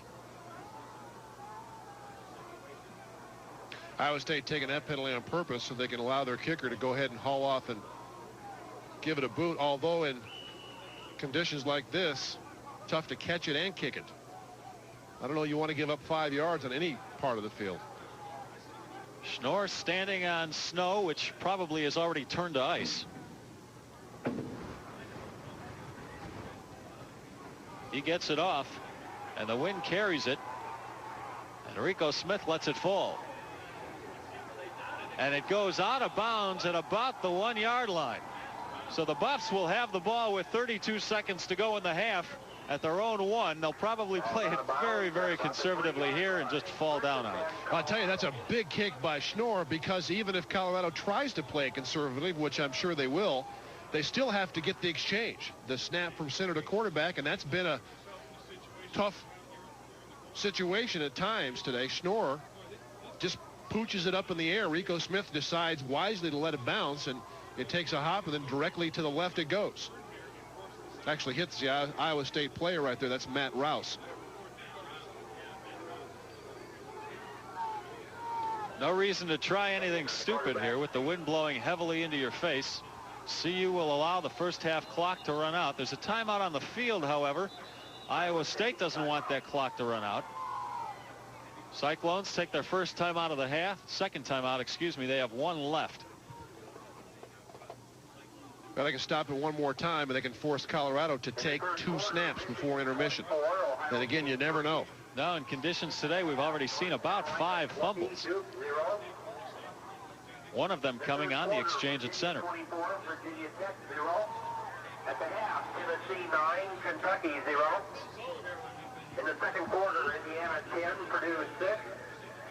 And in the second quarter, Michigan State. Well, other games around the Big 8 today. Kansas State is at Oklahoma State. Kansas State with a 6-4 record, hoping to garner a bowl invitation. Missouri is at Kansas for the 100th time those teams are playing each other. And of course, the biggie is the day after Thanksgiving. This coming Friday, Oklahoma at Nebraska. Colorado State's season is over. It ended last week. The Rams with a 3-8 record. And Air Force finishes up its regular season with a game at Hawaii tonight. Air Force, of course, already has a berth in the Liberty Bowl against Mississippi State. Les, do me a favor. Don't talk about Hawaii today. I mean, I know Air Force is there, but to think about the beaches. We need to think warm thoughts here, Dave, and then maybe our toes will warm up. 2nd and 8 for the Buffs. Hagan on the quarterback sneak. The clock winding down. 21 seconds to go in the half, and Iowa State takes its last time out of the half.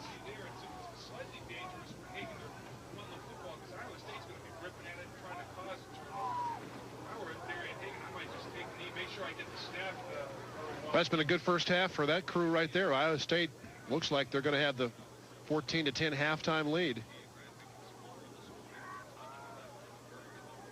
Well, they call weather the great equalizer. We saw last week. Kansas hung tough against CU. We saw in Boulder 3 weeks ago, Nebraska and CU end in a 19-all tie in temperatures that approach 0 degrees in Boulder. But I tell you, it wasn't this cold. It was a different kind of cold, whether it be humidity here Iowa, or just the wind? The winds are swirling around us in tornado-like fashion, carrying the snow with it. In Arizona, we call this a dust devil. Here, I guess you can call it a snow devil, and it is a devil of a day. Well, the clock is going to run out. We've got 12 seconds on it right now, but that will be essentially the end of the half. And at the end of the half, Iowa State, a surprising leader, 14-10 over the CU Buffaloes.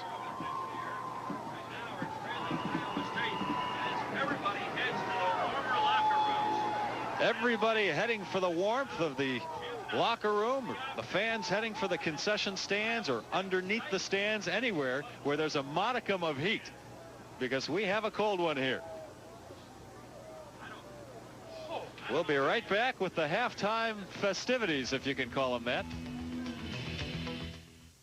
Coast Dodge Caravan has happily served more families than any other minivan, but we've made it even better because we've come up with an all-wheel drive Dodge Caravan. So now you not only get a vehicle loaded with safety features, including the first minivan airbag, you've got one that automatically handles just about anything the weatherman can throw at it. No shifting, no levers, no sweat. Now ask your Dodge dealer about the security of Caravan's ultimate guarantee. I used to buy ski equipment based on what my sister's husband's uncle told me, because he was on the Altuvian ski team. And he said to wear sunglasses and goggles together for best visibility. Then I went to Christie Sports. They have Carrera sunglasses with ultra-sight lenses that polarize to block the rays, and Carrera goggles are great for snowy days. And I tried out these Rossignol DB6S skis. They're quick skis because they have new sidewall construction. Wow, you should see me fly through the bumps. Boy, that's the last time I listened to my sister's husband's uncle. Christie Sports. We're all over Colorado. Fred Schmid challenges Best Buy. Best Buy may brag about their prices, but Fred Schmid's new prices are lower. A GE electric range is $40 less at Schmid. A Whirlpool refrigerator is also $40 less. In fact, on November 14th, an independent survey compared prices at Best Buy and Fred Schmid. The conclusion, Schmid was lower on 95 of 102 items surveyed. Fred Schmid, the best. Did an excellent job playing quarterback. The Cyclones' first score off the option play. The nice pitch, and Jim Knorr gathers it in. Not crosses the goal line, and Iowa State had a 7-0 lead. Colorado came back after a fumble by Iowa State in a kicking game, and Pat Bluteau nailed one. At that point, it was 7-3 Iowa State. Of course, Colorado did have some flashes offensively, and this is pretty much it. Lamont Warren from 74 yards on the delay runs through a couple of arm tackles, and Warren with 73 yards rushing in the first half, 74 on this play, 5 carries for -1 yards other than the 74-yard touchdown run. Iowa State did come back. Jim Knott with his second touchdown of the first half.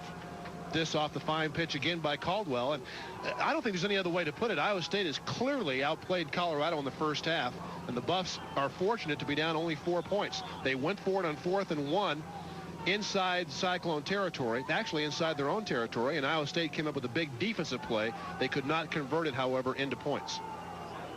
Go down to the 4th line in this statistic. On this graphic, total yards, you see Iowa State 192 total. I tell you, the first line, Les, is telling as well. 12 first downs for Iowa State, 2 for Colorado. No yards passing for the Buffs.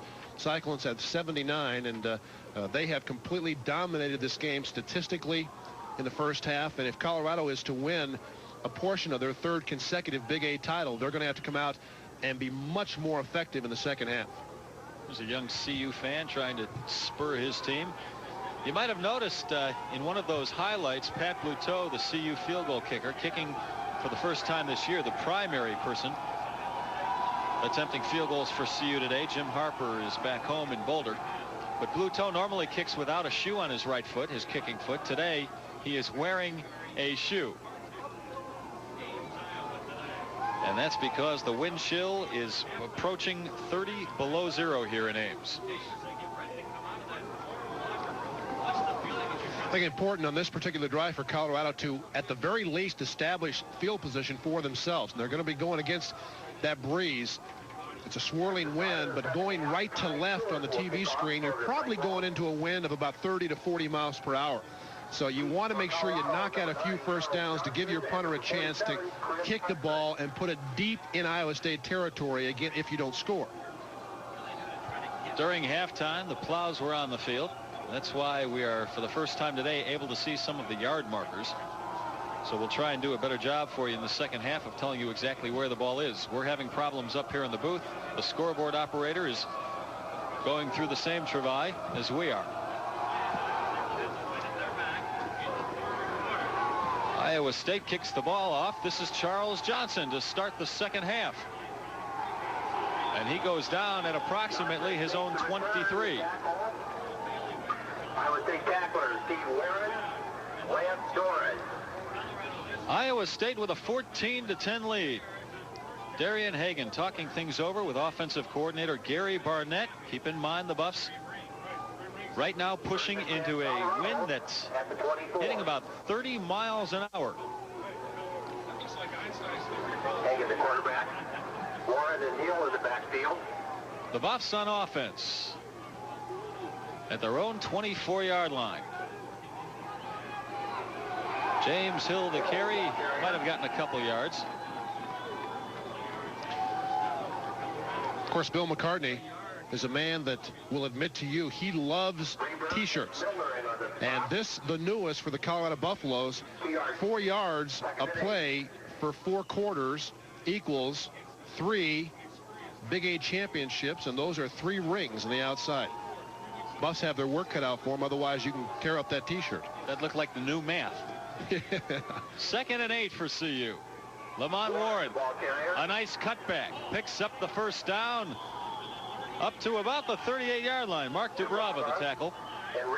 Boy, nice move by Lamont Warren. This is a counter tray play actually designed to go to the outside. Right guard and right tackle will pull Roger Ivey and Jim Hansen. Warren is supposed to duck up behind him. Instead, sees the soft spot and takes it straight up the field. Lamont Warren, a good straight-ahead runner that time, chose the right hole, and the Buffs pick up their 3rd first down of the game. On the option, Hagan recklessly carrying that ball, fumbles it. And Iowa State recovers it. He was holding that ball out like a loaf of bread in his right hand. I'm not surprised that happened. It's going to be tough to get involved in running the football exclusively against this defense. You can see the penetration and the pursuit. And Hagan has this thing knocked away right before he hits the ground. Dan Milner, the inside linebacker, in pursuit. Hagan actually had it locked away, but the ball clearly came free, and Iowa State with the first big play of the second half. The 4-3 defense, the stunt defense, Iowa State's got 8 men within about 3 yards of the line of scrimmage, and they're forcing CU to pass, something they haven't been able to do so far. This is the 3rd time today CU has given the ball up in its own territory. A mix-up on the exchange there, and Caldwell thrown for a sack by Chad Brown. Caldwell, the ball carrier. I'll tell you what's happening. Caldwell wants that ball back from Sundiata Patterson, and Patterson is clamping over the ball. Caldwell wants to ride the fullback and take the ball back. Patterson said, I'm taking it and I'm keeping it. So by the time Caldwell yanks it out of his arms, Chad Brown has Kevin Caldwell. Fullbacks, you got to put your arms over the ball, but you can't clamp down on the ball. You see TS there. That's for Tom Sutherland, in tribute to the man who was just released after 6 years of captivity. 2nd and 15 for Iowa State. This is not. He gets it inside the 40. Pickup of about 2 yards. Leonard Renfro, the sophomore out of Detroit, brings him down. Unless I really expect the team whose defense plays the best in the second half to win the game. I think the defense that dominates in the second half, and Jim Knott is being helped off the field, but the defense that dominates will win this game, even though Colorado right now down 4 points. What a blow for Iowa State right here. Jim Knott, who had more than 100 yards rushing in the first half, 102 yards to be exact. He looks like he's done for the day, Dave. Well, had over 100 yards, as you mentioned, the first half, and he's the guy, as a freshman, you can see his left foot will get hit from the side when it's planted right there. Knott had his leg in the ground, and Joel Steed rolled into it. That was ugly. On 3rd and 11, Caldwell is brought down once again by Leonard Renfro. Renfro's 2nd sack of the day. So he's got 7 for the year so far. Final regular season game, and boy, the Buffs have quite a defensive line coming back. The only one they lose is Joel Steed. Coming back, the two ends, Marcellus Elder and Leonard Renfro, along with Darius Holland and Brian Dyatt. And the only starter in the secondary they lose is Greg Thomas. So defense is going to be the strength of this team the next couple of years. Iowa State will be punting. That's John Schnorr. Gets it up into that strong wind. Rico Smith is just going to let it bounce. So CU will start with the ball at its own 20-yard line, going against the wind. We've got 12:09 left in the third quarter. Iowa State leads it 14-10.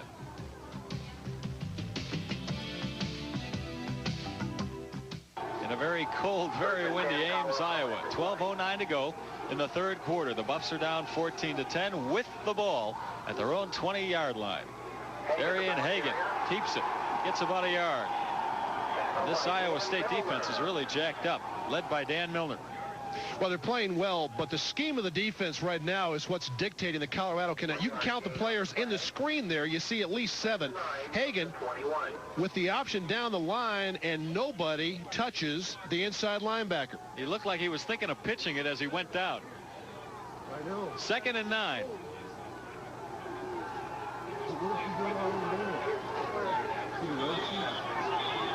And a whistle on the field. Flags fly. The play is dead.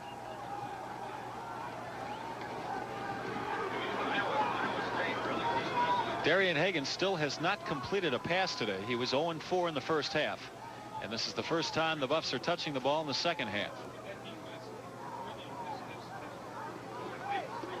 Illegal procedure against Colorado. 5-yard The penalty is against CU, which will send them back 5 yards, so it'll be 2nd and 14. The Buffs with the ball on their own 16-yard line. Unless Colorado can throw the ball at least a little bit, it's going to be difficult to sustain any kind of drive against this defense. Hagan keeps it. Gets it across the 25 to about the 27. Call it a gain of 11 yards. It'll bring up 3rd and around 3. Jeff Cole and Mark Dubrava the tackle. This is really a quarterback draw. Hagan goes back, waits for the seam to appear, and then drops his head and gets up a couple of additional yards.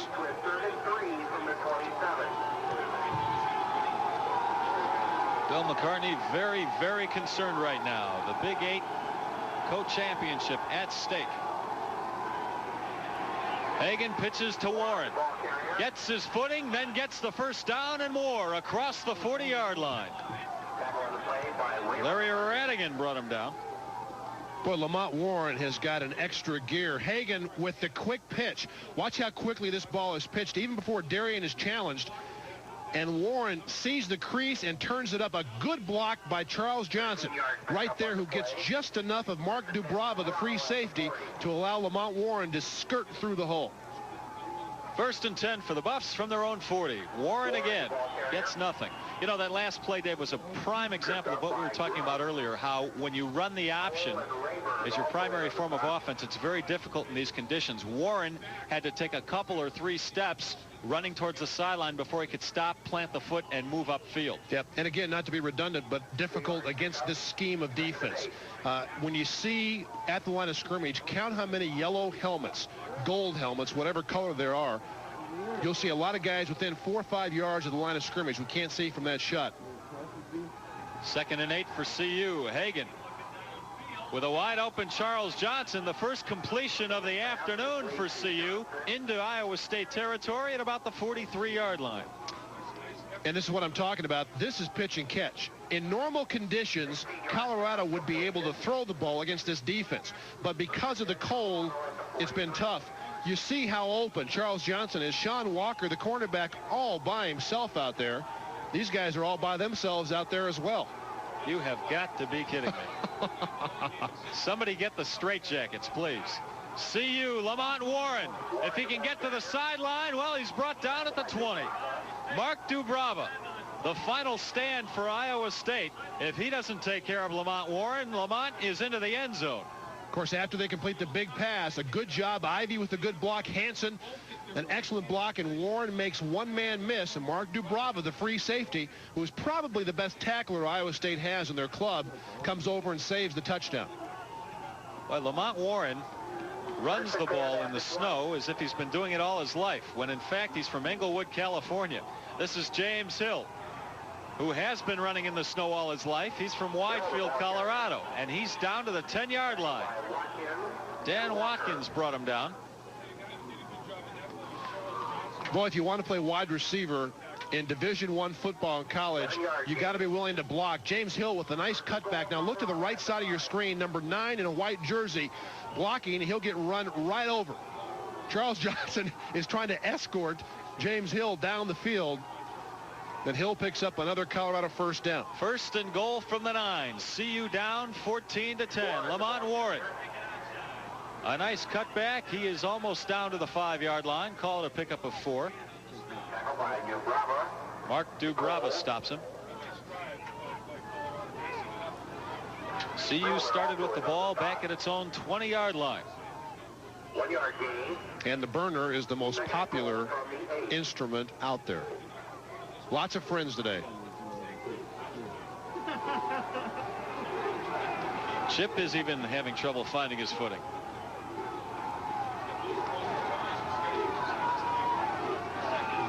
Second and goal from the 7.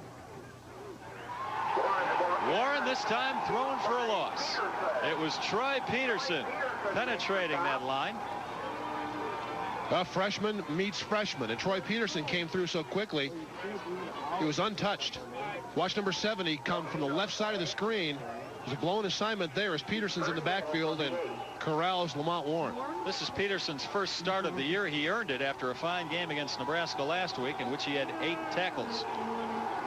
By the way, Iowa State lost that game to Nebraska 38-13. So it's third and goal from the 8 for CU. Hagan looking into the end zone. Complete for a touchdown. It's the tight end, Sean Brown. Well, that's a great throw by Darian Hagan. After the play-action fake, he had nobody open up. Hagan will fake to Warren. Watch the head go back. He watches Lamont go into the line, and then he's looking, and you can see there is nobody open. Jumps back inside and buys himself some time, and that was kind of a slice to the right and a good catch by Brown. Into the wind for the extra point. So the Buffs retake the lead in a ping-pong type game. CU leads at 17-14. Did you see the screwball on that Hagan throw? Yeah. From left to right. And we'll come right back to Ames, Iowa. A few more, let's go. We're almost ready. Great.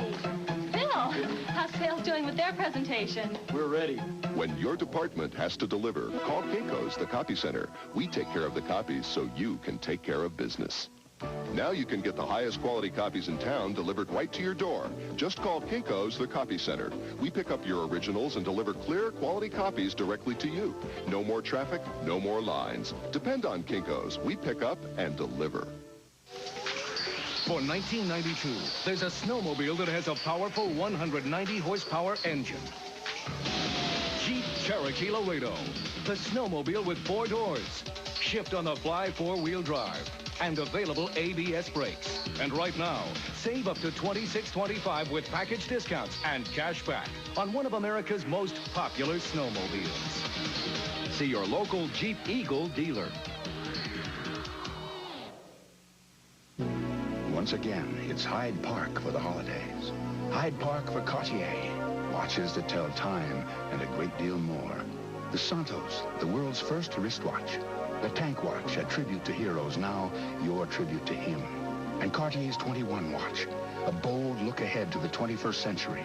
Cartier, in Denver exclusively at Hyde Park. This season for her, for him, for you. Hyde Park for the holidays. We're back in Ames. CU has just retaken the lead 17-14 over Iowa State with 7:41 to go in the third quarter. Mitch Berger will be kicking off. And back to receive that kickoff will be Sherman Williams for Iowa State, along with James McMillian. This is McMillian at his own 23. And he is hit hard by one Buff, sent the other way, and finally brought down by Greg Thomas. McMillian brought down across the 20.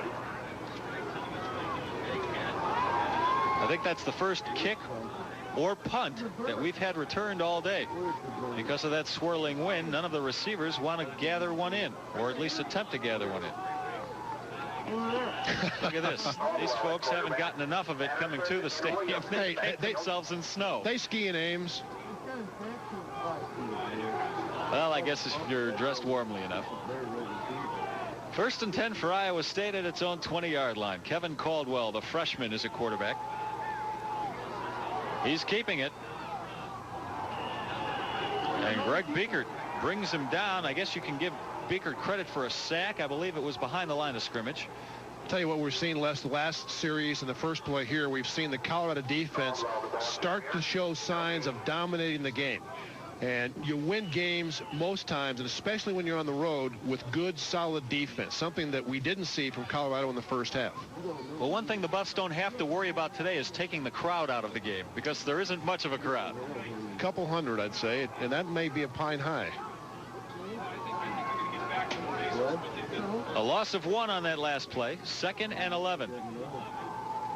Caldwell this time sacked by Leonard Renfro, and I believe that's Renfro's 3rd sack of the afternoon. Well, Renfro gets credit for the sack, but I can tell you, great coverage on the outside by Chris Hudson, who took the initial receiver away. Caldwell quickly wants the slant pattern to his left right there, and Hudson is all over Chris Spencer. A one receiver pattern, and thus Caldwell had nowhere to go with the football, and Renfro gets there. Iowa State going backwards. It's 3rd and 15. 3 wide receivers in the ball game now. 2 at the top of your screen there for Iowa State.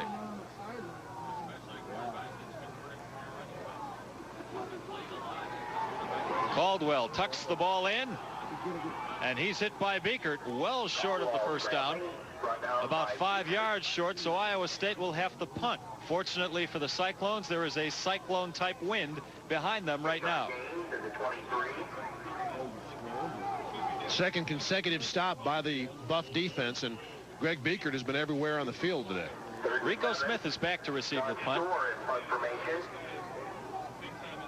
And John Schnorr from Altoona, Iowa, will do the punting.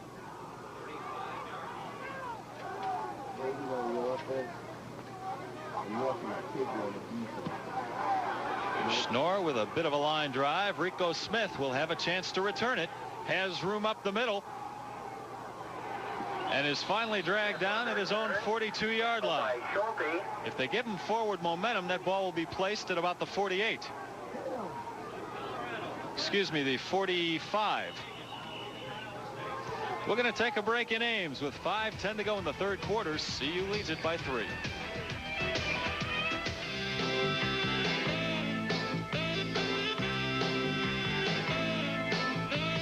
Sales records were made to be broken, and your local Denver area Honda dealer is going for it.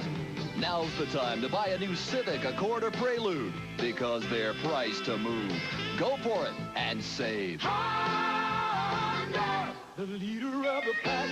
Oh, Honda, the leader of the pack. Honda. Prices are low at Subway, but I'd rather focus on sandwiches. People call them hoagies or heroes or submarines because they're shaped like submarines, but we call them Subway sandwiches. Our 6-inch meatball sub features meatballs and sauce on bread I just baked, all for a low economical price. I won't say how low, but you'll probably find enough in the cushions of your couch. For 25 years, Subway has quietly made some of the best sandwiches anywhere, like the 6-inch meatball sub, only $1.69, only at Subway. So you're looking for the best compact truck your money can buy? And no, you don't want to pay too much money? Then look to the GMC Sonoma pickup truck. Well, when I was looking for a 4-wheel drive pickup, I was looking for something that was dependable, was quality, and had good gas mileage and a powerful engine. And when I bought the Sonoma, I found that it had all those qualities and it was fun to drive.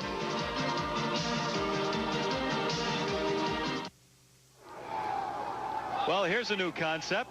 4 men in the booth. Pass the hot chocolate, fellas. Thank you very much. Dave, and to our right, Dave Armstrong and Dave Lappin from Prime Sports Network. Boy. We had one enclosed booth up here. We all chose to share it. Flag on the flag. Flags on the field. CU has the ball at its own 45 with a 1st and 10, but a penalty. First time in my career I've ever felt like I was working with 2 play-by-play guys at the same time. Well, just make sure when he talks you don't answer him. I've almost done that a couple of times in the telecast. They're going to wave off the flag, and I presume that Colorado will have a 1st and 10 once again. Take a look at that snow behind the Iowa State defense, how it's swirling on the field. You might have a better idea of just how cold it is down there. That field is frozen solid, a wind chill factor of better than 20 below. Warren, the ball carrier. This is Lamont Warren, and he is thrown for about a 2-yard loss. Larry Radigan, the tackle.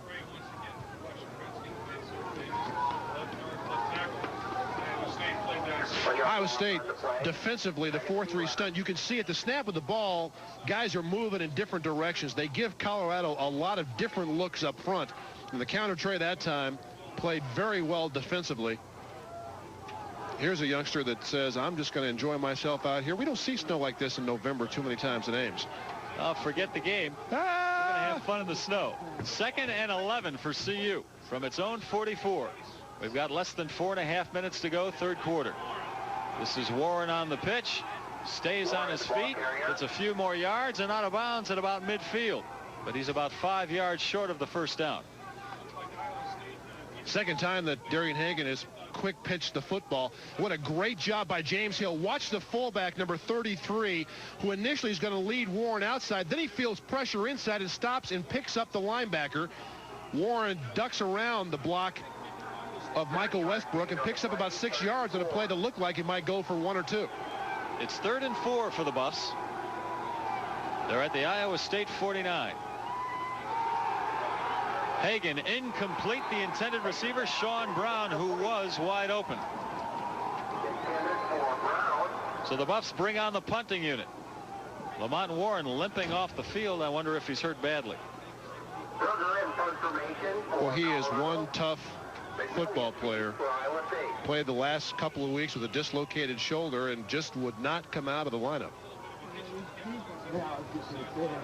Today he has surpassed the previous freshman record for rushing in a season for a CU Buffalo, passing O.C. Oliver.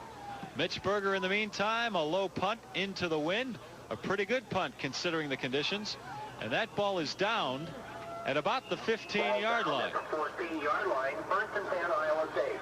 Well, Mitch Berger from Canada, he's probably experienced days like this before. Not many having to kick the football, though. You know, Mama didn't say there'd be days like this. She said expect some snow and a little wind, but not like this. Ames, Iowa. We are in the middle of the state, and we are in the middle of quite a winter snowstorm. 4:04 to go, 3rd quarter. CU just trying to hang on. 17-14 against Iowa State. And the Cyclones with the ball at their own 14. Caldwell with the wind at his back.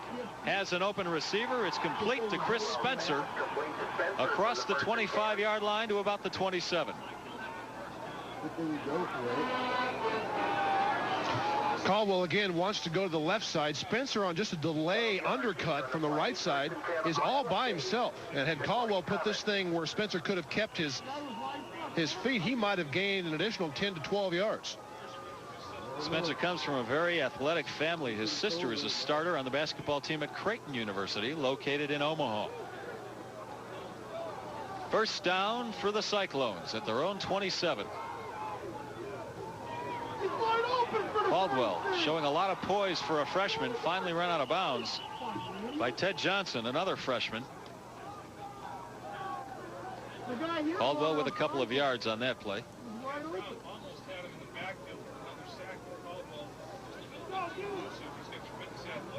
Ted Johnson out of Vista, California.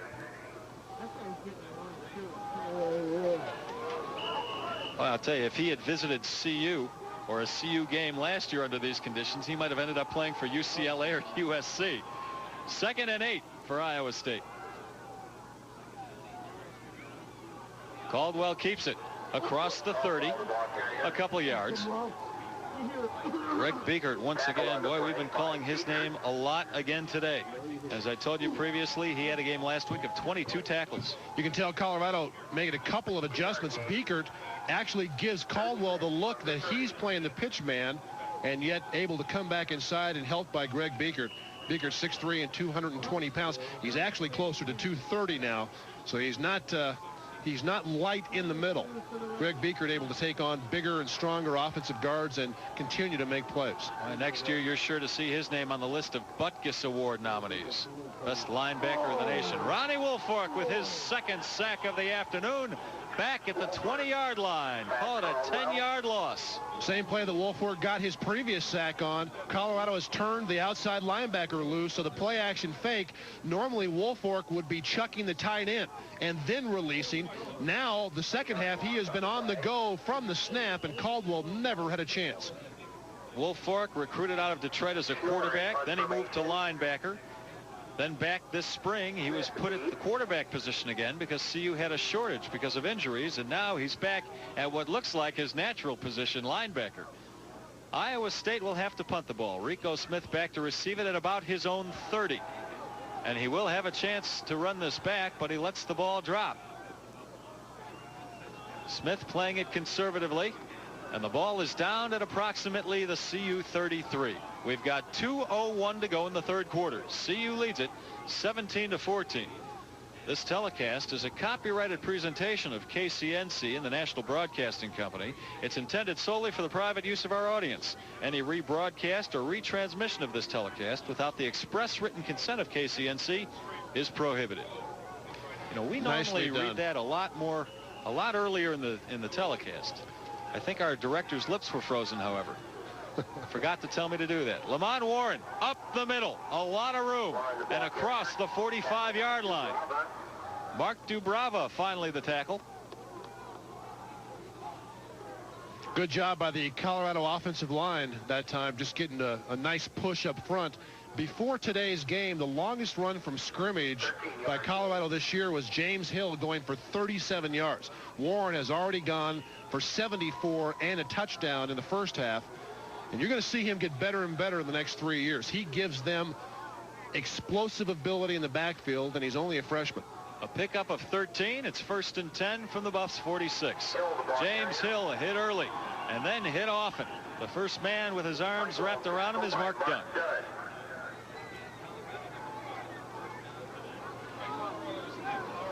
Mark Dunn, who walked down to the Cyclone team as a sophomore, now under scholarship as a senior.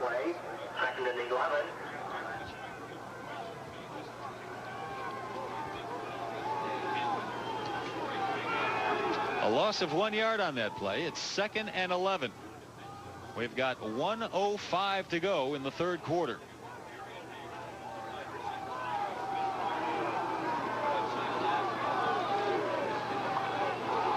Warren again. Warren hit quickly again. Gain of a couple yards. Troy Peterson, the freshman, makes the tackle. So it'll be 3rd and long. Approximately 9 yards for the Buffs.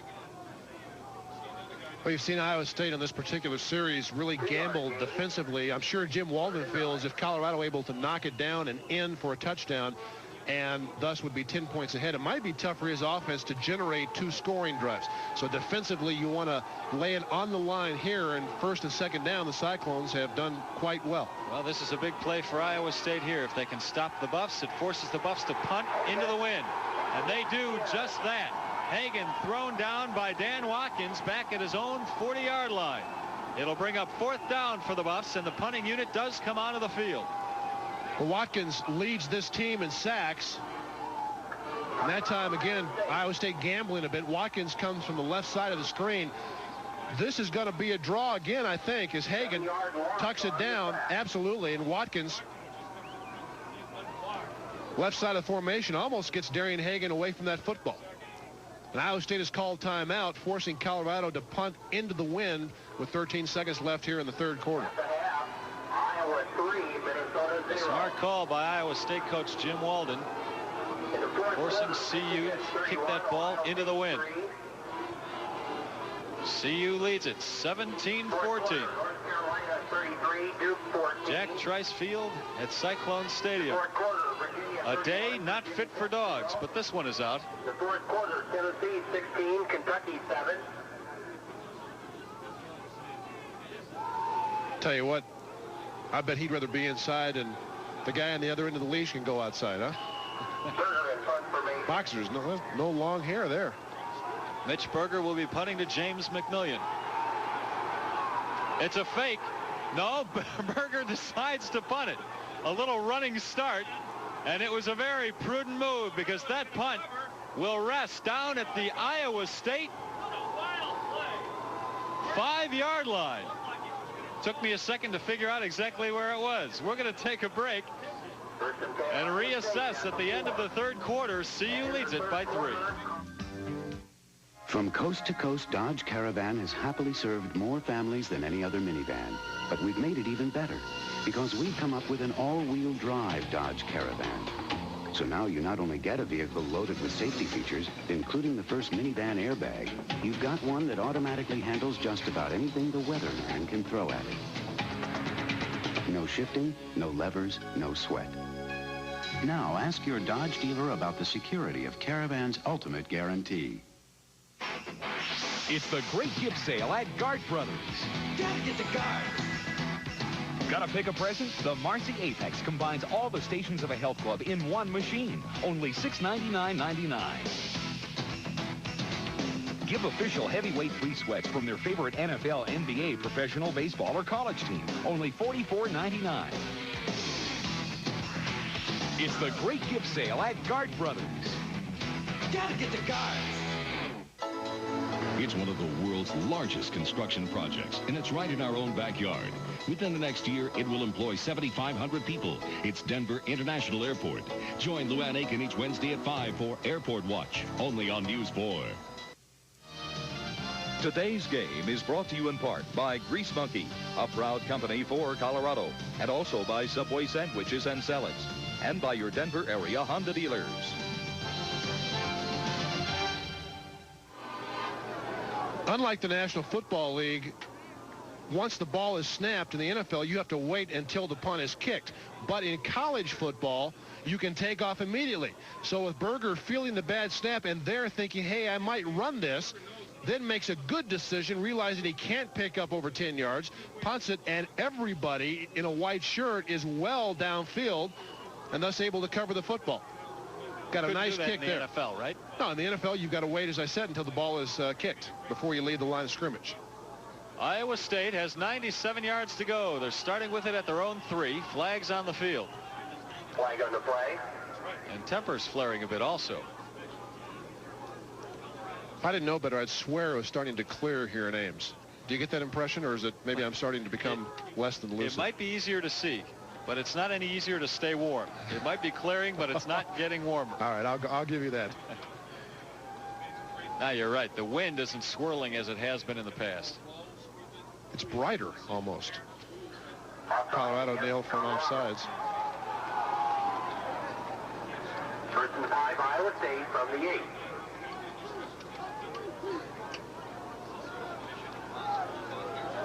Well, the penalty goes against the Buffs.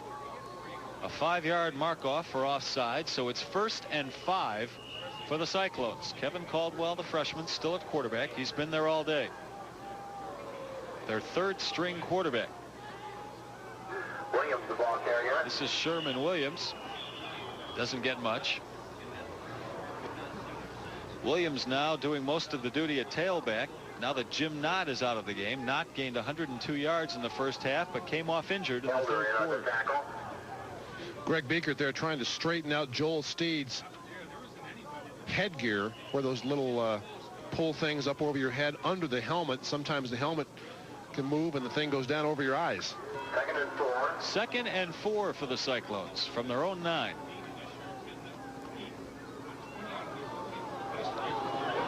No running back behind Caldwell now.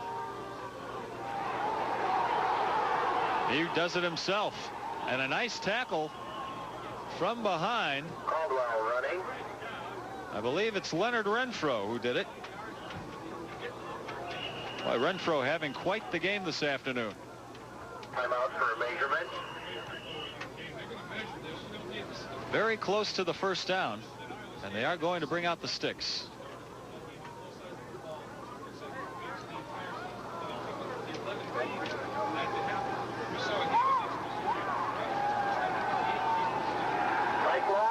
Referee Larry Fisher says yes, the nose is well into first down territory. We'll give it to him.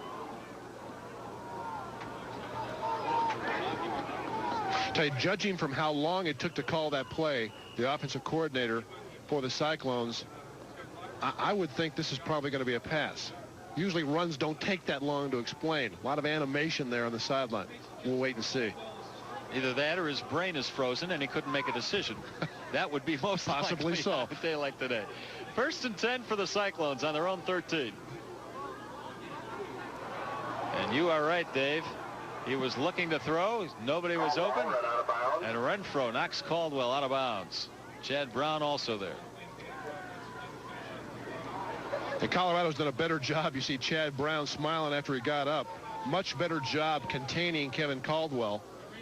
In college football, when you're sacked, the total comes off your rushing total. So Kevin Caldwell has negative yardage here running the football. Unlike in the NFL, when you're sacked, it comes off your passing yardage.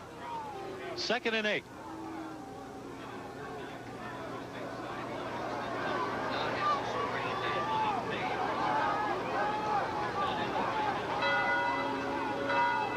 Patterson, the ball carrier. The give goes to Sundiata Patterson, who gets it up to about the 20, a gain of 5.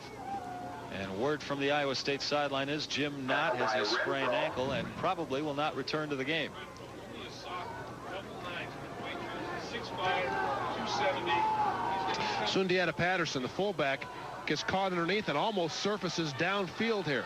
Marcellus Elder, and again Leonard Renfro finishes him off. 3rd and 2 for the Cyclones. We've got less than 13 minutes to go in this 4th quarter. The Buffs with a 3-point lead. Iowa State with the ball. Caldwell over the middle. They're calling it complete. The receiver and the defender went to the ground. It was hard to see from any angle. The pass is called complete across the 30-yard line. Well, it's a great catch by Spencer, who may have injured himself, and we've got a flag on the play. It's going to come back.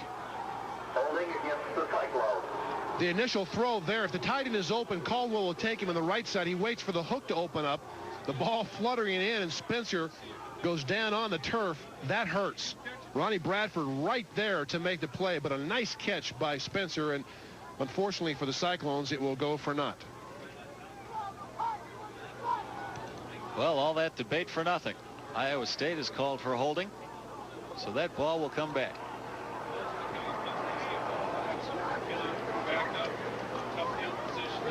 Throwing against the wind. That's why that ball was fluttering. Oh, there's a smart gentleman. Brought the park into the game. Forget those team issues. I'm bringing my own heavy coat. 3rd and 13 for Iowa State.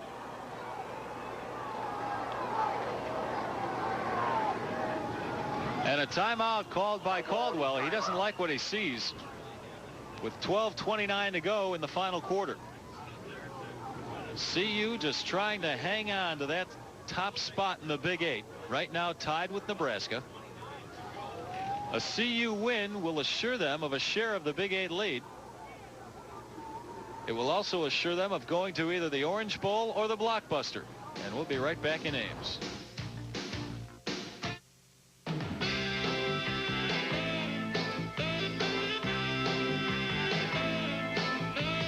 Sales records were made to be broken, and your local Denver area Honda dealer is going for it. Now's the time to buy a new Civic, Accord, or Prelude, because they're priced to move.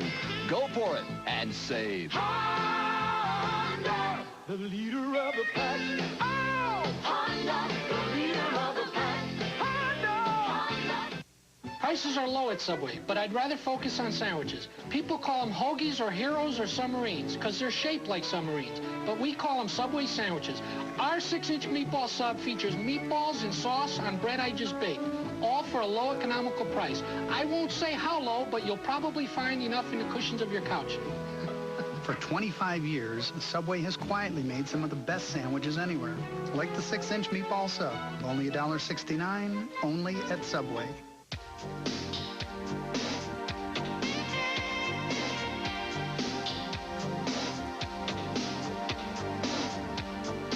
It has a breathtaking shape.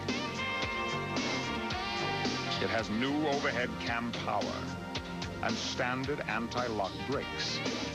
Introducing the all-new Pontiac Grand Am. See your neighborhood Colorado Pontiac dealer.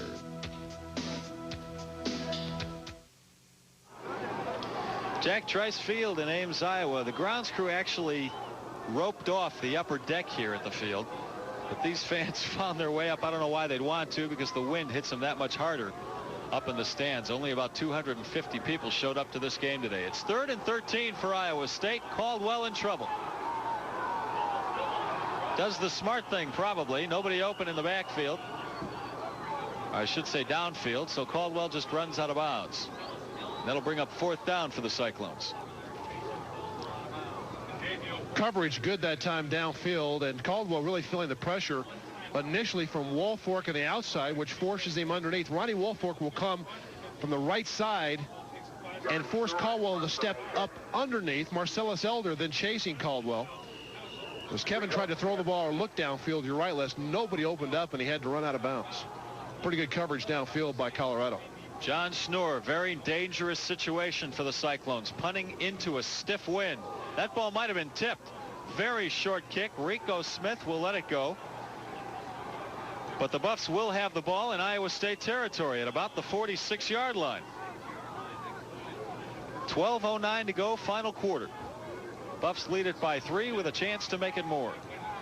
Because Colorado now has the wind at their back in the 4th quarter, it makes the touchdown drive in the 3rd quarter that much more impressive and important. It gave Colorado the lead, and obviously now the wind conditions favor CU. Well, be sure to join us tomorrow as NBC and Channel 4 Sports brings you the best in NFL football. At 11 a.m., you voted for the LA Raiders against the Cincinnati Bengals. That's the game we'll show you. Then at 2 p.m., it's the Broncos squaring off against the Seahawks for the battle in Seattle. This is Lamont Warren breaking 1 tackle and diving up to about the 40-yard line. Call it a gain of 6.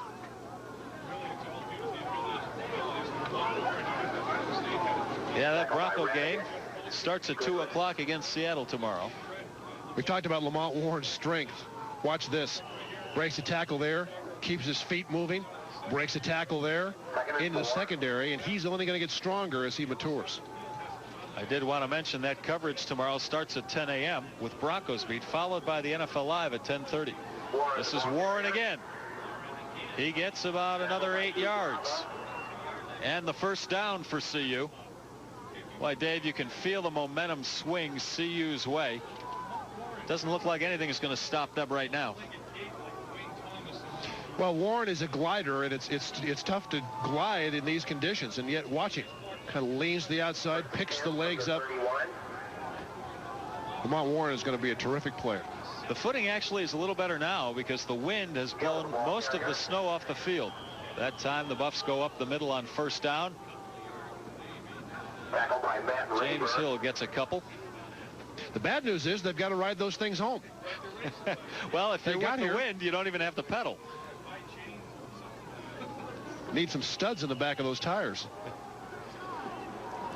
People do crazy things when the weather gets cold. You know that? I mean, you know, if it's 90 degrees, you don't see them doing that. But here, 30 below zero, they've got their bikes. And the craziest thing today is going outside in this stuff. Lamont Warren down to the 26. Call it a gain of about 3. So that should bring up 3rd and 5. Dan Milner and Larry Radigan the tackle. Unofficially now, Warren, 19 carries for 163 yards. And 75 of those yards came on a touchdown run in the second quarter. 3rd and 4. The Clock ticking. 10:15 to go in the final quarter.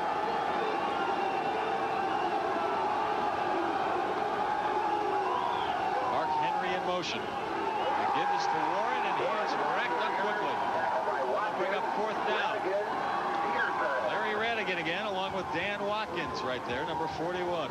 Give Iowa State credit on this defensive play, but it's virtually impossible to run the ISO against this defense. You can see both linebackers step up. Watkins on the blitz from the left side.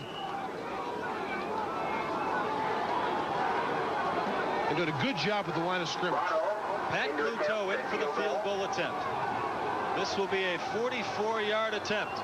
His longest in his career is 47 yards, and he's got the wind behind him right here. The kick is no good, wide right. So the score remains CU 17 and Iowa State 14.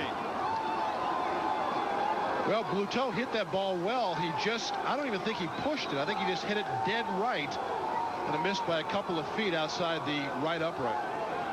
Bluto and Jim Harper, the Buffs' normal place kicker, their usual place kicker, I should say, fought it out this week.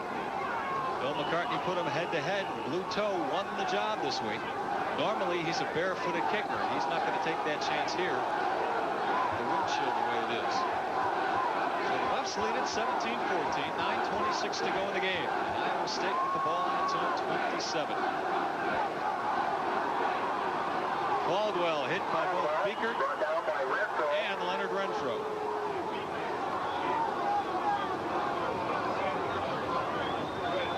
And the defense, once again, we've talked about him in the second half, but it has been a totally different Colorado defense after intermission. Iowa State has not scored, and they really haven't threatened.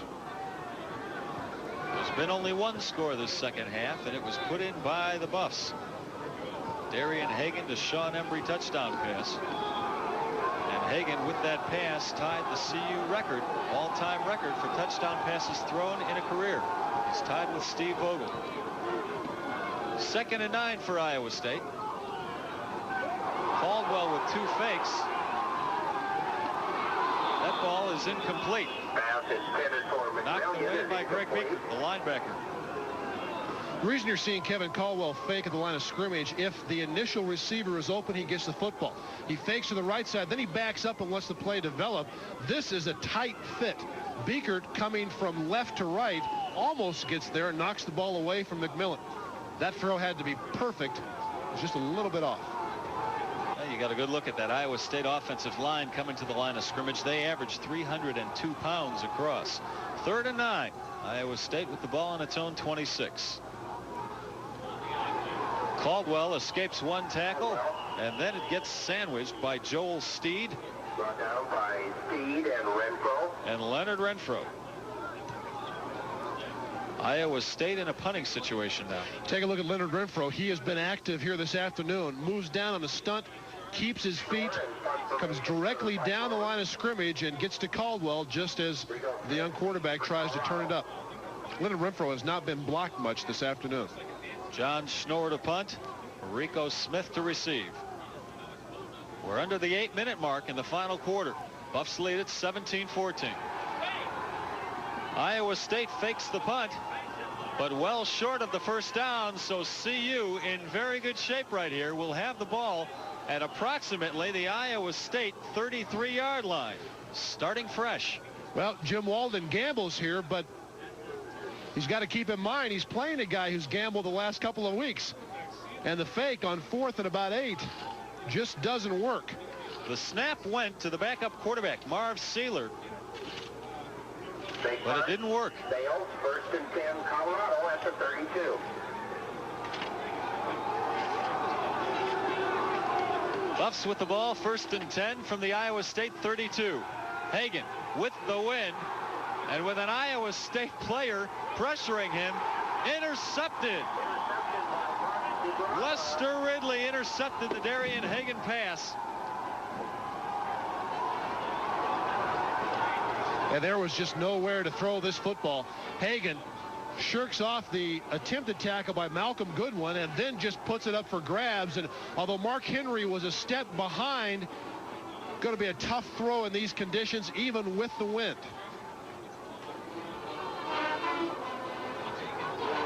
7:40 to go, final quarter. Iowa State with the ball. However, they're at their own 2-yard line.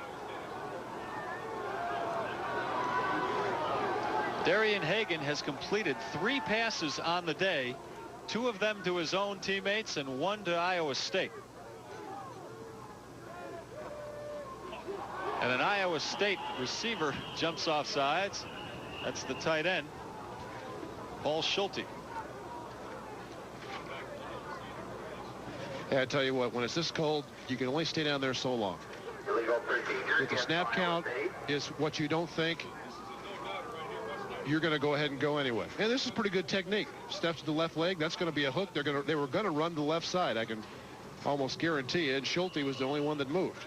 Schulte going back to the huddle. Say, now, was that on 1 or on 2? 1st and 11. You only go half the distance to the goal line on that penalty, and that's only 1 yard. Iowa State staying conservative. Up the middle. No gain. And Leonard Renfro again in on the tackle. Joel Steed there as well. You know, right now it doesn't look like the interception is going to hurt CU all that much if Iowa State can't move the ball here on this next play. Well, the defense of the Buffs has dominated in the second half. They've completely shut down the Iowa State offense. That was something I'm sure Bill McCartney felt would happen the entire game. But in the first half, Iowa State outplayed Colorado. Hadn't been that way after intermission. 2nd and 11. Iowa State with the ball on its own 1-yard line. A good rush put on by Holland. Caldwell takes off. Brought down at the 10-yard line. Call it a gain of 9. However, he is short of the first down. Joel Steed, the tackle. It'll bring up 4th and about 2. Make that 3rd and 2. Caldwell does a smart thing here. Nobody opens up, and instead of running to the sideline, watch him take it straight up the field and right at the CU defense. Picks up an additional 2 or 3 yards, and 3rd and short now for Iowa State.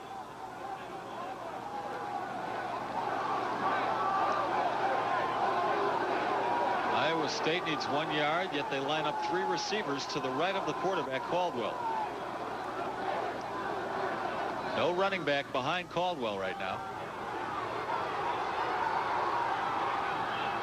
He is able to pick up the first down. Maybe a half a yard short there. Now he's going to be short. And what a great play by Chad Brown. Caldwell, again, a running back converted to quarterback, so you know his instincts are to pull it down and run with the ball. Nobody behind him. He looks to the tight end. First, he's covered by Beaker. Comes back right side, the strength of the formation. Now feels pressure, and he's going to run for it. Watch how quickly Chad Brown closes on Kevin Caldwell and gets him just short of the first down. They're going to measure it.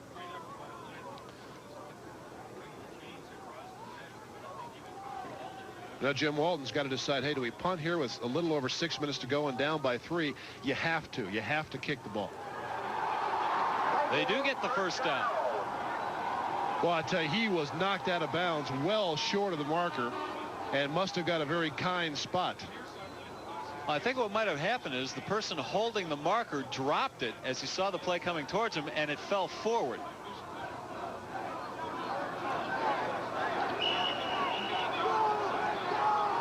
So Iowa State picks up a big first down. We've got 6:05 to go in the game. CU with a 3-point lead.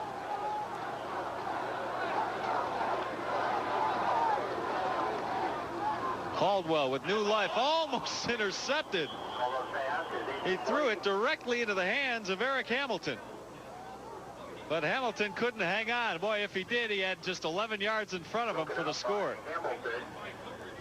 Well, Hamilton, the strong safety, you'll see him on the left side of the screen. He's jumping up trying to bat the ball down and has it hit him right under the chin strap. And Eric just couldn't quite hang on. I think that ball surprised him how low it was thrown. Caldwell tries to look at it, hits him right in the shoulder pads. He tried to get the ball outside to Lamont Hill, the wide receiver. Hamilton just couldn't quite hang on. 2nd and 10. This is Williams. Almost to the 30-yard line. A first down for Iowa State. Greg Thomas, the saving tackle. And what few Cyclone fans are here, they like that play. Well, easily the biggest play of the second half. Sherman Williams on the draw. And nobody's there. Good job blocking up front. An excellent block by Doug Skartweed on Greg Beekert. And Greg Thomas, once again, has to make a big tackle. Offensive line for Iowa State, and especially Doug Skartweed, the left tackle, have played very well this afternoon. Another first down for Iowa State with the ball at its own 29-yard line. Caldwell will keep it. Up to about the 38-yard line. A gain of another 9 yards, so that'll bring up second and very short.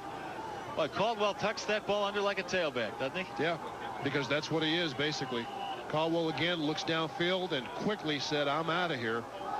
Has good athletic ability, nice quickness, and almost picks up a first down before Greg Beekert gets to him. And again, they're going to bring out the chains to measure. This time, however, Iowa State about a yard short of the first down. You can take a look at the Big 8 standings. Colorado and Nebraska both with 5-0-1 marks. Iowa State at 1-4-1. If Colorado is tied here, it pretty much knocks them out of that conference title hope.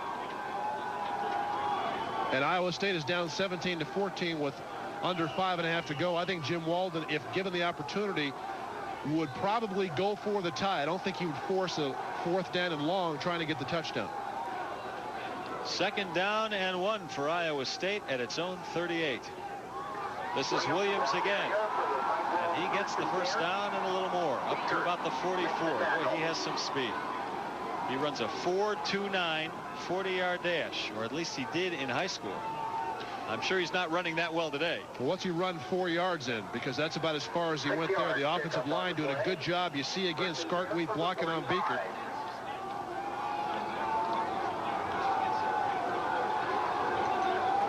Another first down for Iowa State. Less than 5 minutes to go. CU holding on to that 17-14 lead.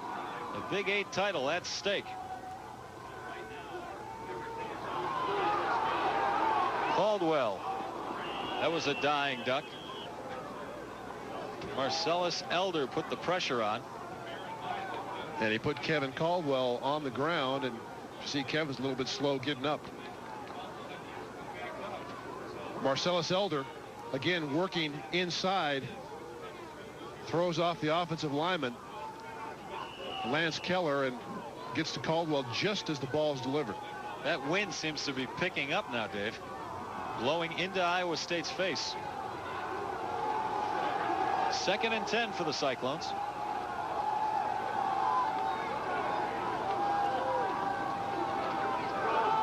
This is Williams again. Into CU territory. Down to about the 41-yard line.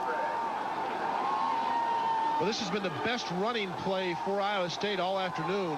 The draw, and Sherman Williams again with this kind of speed, he doesn't need much.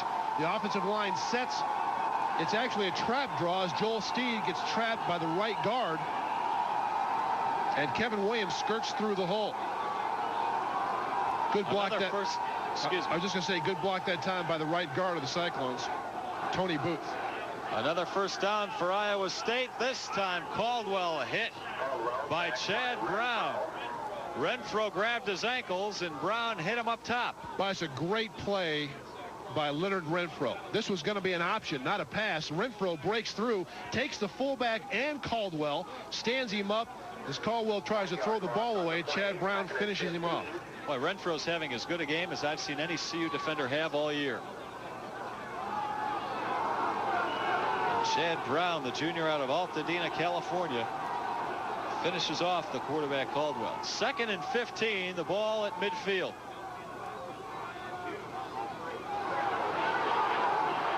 Caldwell throws a duck again. His receivers, James McMillian, was wide open, but the ball overthrown.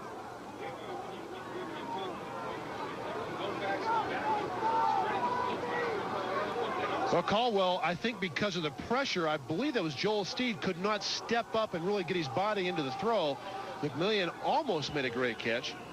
Third down and 15 now. If you're Iowa State, you want to pick up at least half of it. You'll obviously go for it on fourth down, and Caldwell, I would think, would be most dangerous here, dropping back and then pulling it down and running with it. And Iowa State isn't trying to hide anything.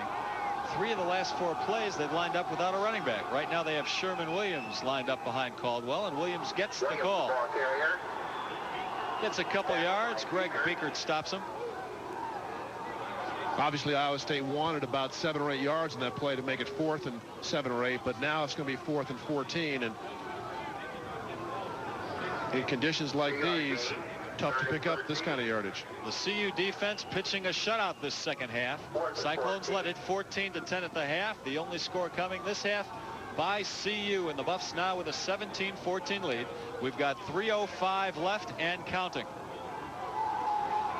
I wouldn't be surprised here to see Colorado bring somebody else and try to generate more of a pass rush than just 3 guys. Official timeout on the field. Iowa State called it, which means the Cyclones have no timeouts left, while the Buffs are still sitting with all 3 of theirs.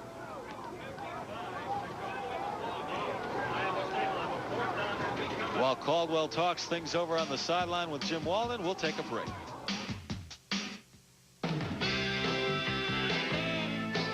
From Denver, very happy about the impending outcome to this game. 1:20 to go. The Buffs with the ball and a 17-14 lead. It's 3rd and 2 right now. James Hill. If he has the first down, you can pretty much put this game on the board. Dan Milner stood him up quickly. Well, Dave, let's talk bowl scenarios here. The Buffs will do no worse than the Orange Bowl on New Year's Day or the Blockbuster Bowl on December 28th in Miami. That's right. And everything boils down to what Nebraska and Oklahoma do next Friday. A week from yesterday, that game in Lincoln, if Nebraska should win, of course, they go to the Orange Bowl and Colorado goes to the Blockbuster Bowl. If Oklahoma should win or tie, Colorado would go to the Orange Bowl, and Oklahoma would then go to the Blockbuster Bowl. Nebraska would wind up in the Gator Bowl. Colorado is the only Big 8 team that does not figure in the Gator Bowl. And with a win here, Colorado sews up its 3rd straight Big 8 championship. The Buffs might end up sharing it with Nebraska if Nebraska wins on Friday. But that's the goal every year for Bill McCartney and his staff and his kids, the Big 8 championship. And they've accomplished that for the 3rd year in a row. By the way, if the Buffs do end up in the Orange Bowl, they'll play against #1 ranked Miami. If they end up going to the Blockbuster Bowl, they'll play against 7th ranked Alabama. 55 seconds to go. The Buffs with 4th and 1. They will go for it.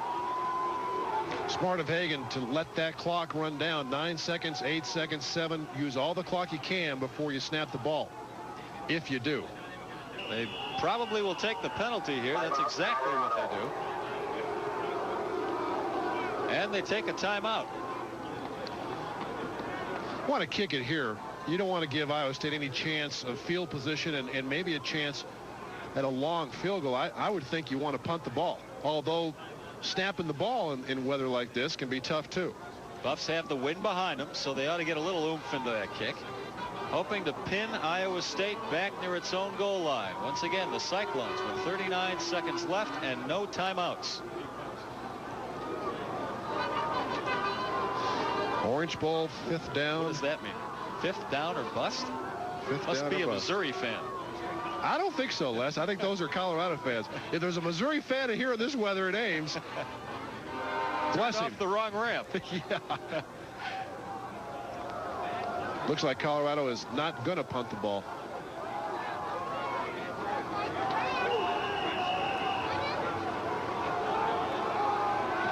Fourth and 1 for the Buffs. Hagan keeps it. Dives over the pile. Looks like he has the first down. And if he does, this game is over. You see Darian Hagan. This is going to do it for a marvelous talent, at least in regular season play. Hagan is 27-4-2 starting as the quarterback. Colorado 27-4-2 and Darian Hagan has started. And today it'll be his 28th win. What a great career he's had at CU. Well, I guarantee you. He will go down as the best quarterback in Buffalo's history.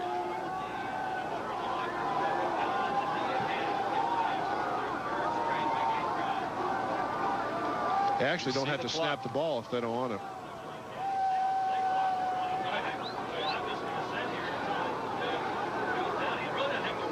The play clock is not running. Hagen goes down, and that should do it. Both teams headed for midfield. CU locks up a third straight Big 8 championship and a win against Iowa State, 17-14. So make those reservations for Miami. The Buffs are going to either the Orange Bowl or the Blockbuster Bowl. And we'll take a break. We'll be right back to wrap things up in Ames, Iowa.